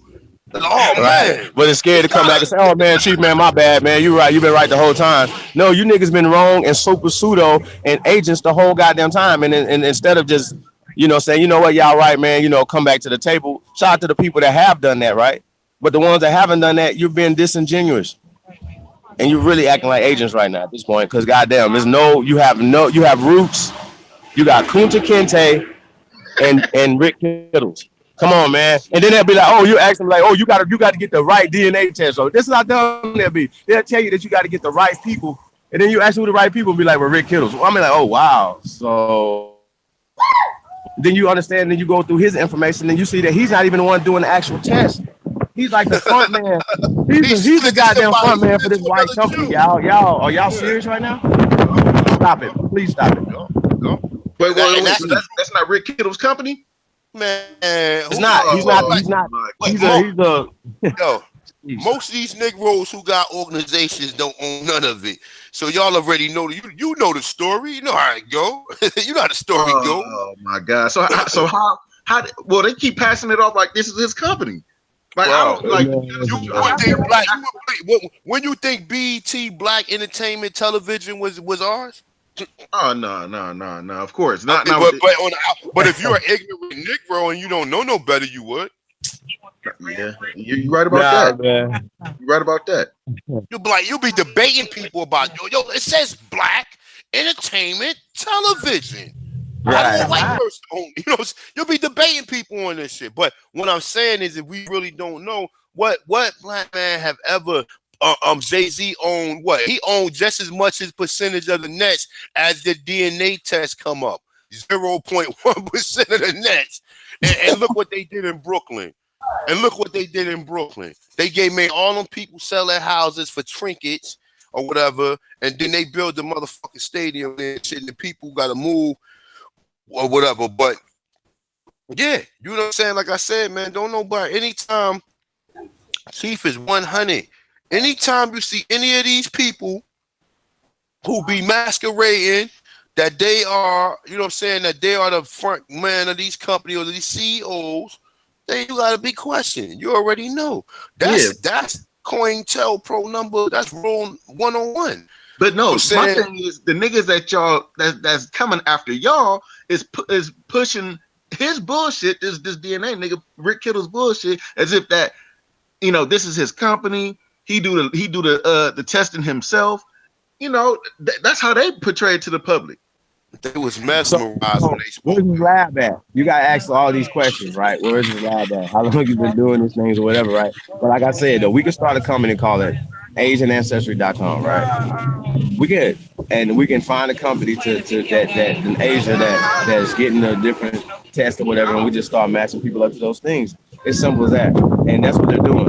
They don't, and he says he's made mistakes, before.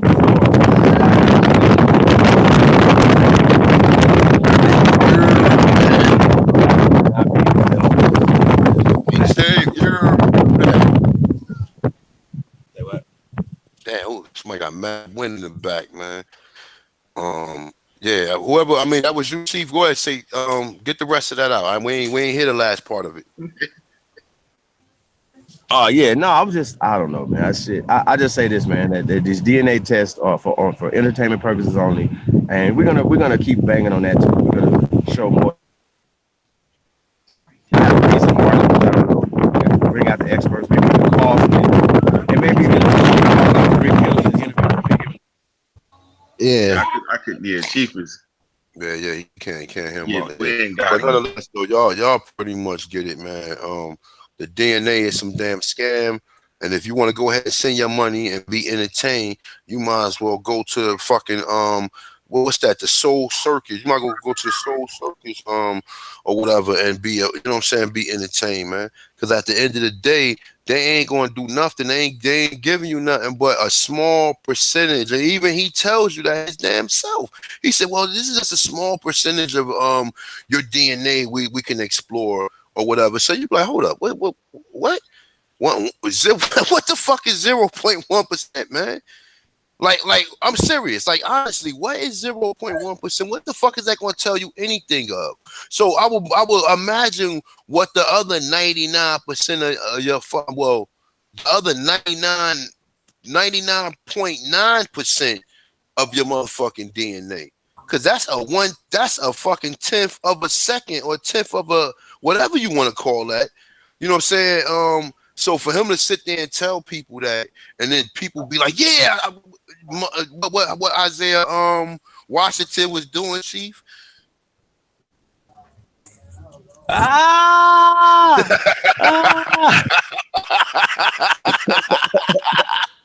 Yo, and that nigga looked like a damn fool. Like he was the king of Wakanda. Like that nigga was up there like, what? You serious? Like, yo, and that's how serious this shit is. And they laughing and shit. The motherfucker who own the company, they sitting there laughing like, yo, we sitting up here telling these people where they from. We don't even know where we from, but we able to tell y'all where y'all from. We need to go on a damn crusade to make sure you think you from over here. I don't know where I'm from. This still is up for debate, but yet they're still trying to present a crusade to tell you where you from, and you sitting up here trying to push that shit off on other people. Only other rich Negroes who can afford that is the other niggas who send the niggas off to do that. Because everybody ain't got no $100 to go spit in the tube, and hopefully that they find out that they king of Wakanda shit, or they Prince Zamunda or somebody. You know what I'm saying? That's not the way that works. You understand what I'm saying? You spit in this tube, you might have ancient royalty. This is what the Amin Ra squad will tell you. Yeah, that's criminal shit. That's fraud right there. Facts. But you know what though? It's what they call that. They call that appliance. What they call that?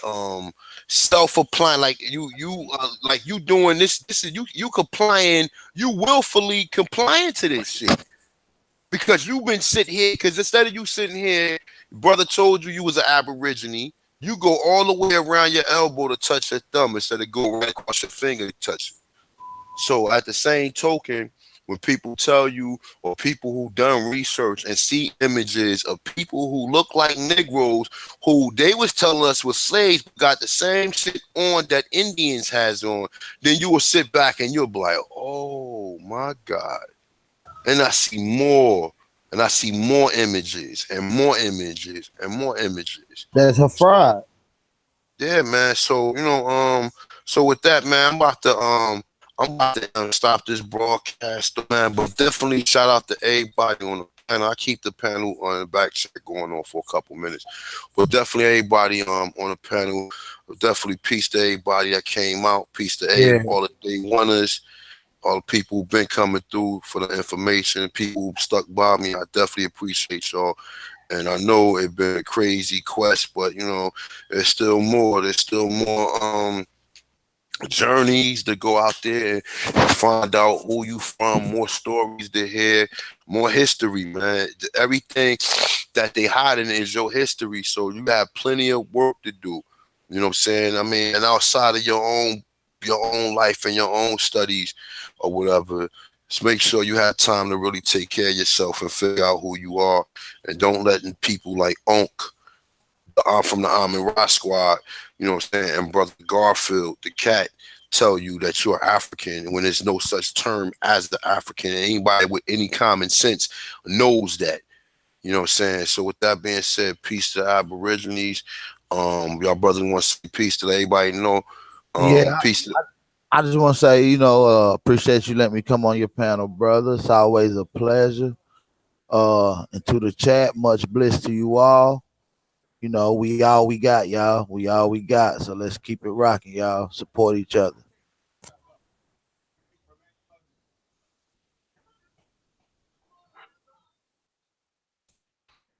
AB. You going? Oh, he dropped off. I want him to stay in the chat room. Now I wanted the other brother to stay in the chat room. Now I know you just went. Um, want him to stay in the chat room, though. But Chief, you got something you want to say to the people? Oh yeah, man. Thank you for having me out this morning, man. Peace and paradise to all the American Aborigines, man. We definitely appreciate the love and the support that we get from everybody, man. Hey, let's keep doing this thing, man. We winning over here, man. Let's keep this thing going, man. Hey, subscribe to all the brothers that came on the panel's channels, man. Let's build our platforms up, man, and let's make our thing, where we need to be at. You know what I'm saying? And I think everybody's bringing something very important to the table, man. So peace and paradise to all the family, man. And shout out to you, Autochthon one, man. Great work, bro. Go. I appreciate you too, Chief, man. Definitely, man. If it wasn't for Chief, man, that interview yesterday wouldn't have been possible. But definitely, if it wasn't for the brother Todd Data, who Chief reached out to and started, you know what I'm saying, putting up on some of this stuff about. But definitely, man, appreciate you, brothers. Yeah, man. Shout out to the Aborigines. Shout out to the chat, man. To the next time.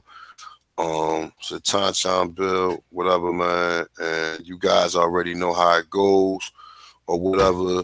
Same Aboriginal station, same Aboriginal time, but we do this on Sundays. Hopefully next week I'll be back on my regular station, my regular channel. It's been 90 days today, and I've been checking it, and I still haven't been able to do no live stream on my regular channel. So, hopefully, I'll be able to make the transition and be back over there or whatever ASAP, and we won't have that interruption from that paid troll or that paid agent who did what they did. So, with that being said, shout out to all the Aborigines. Peace.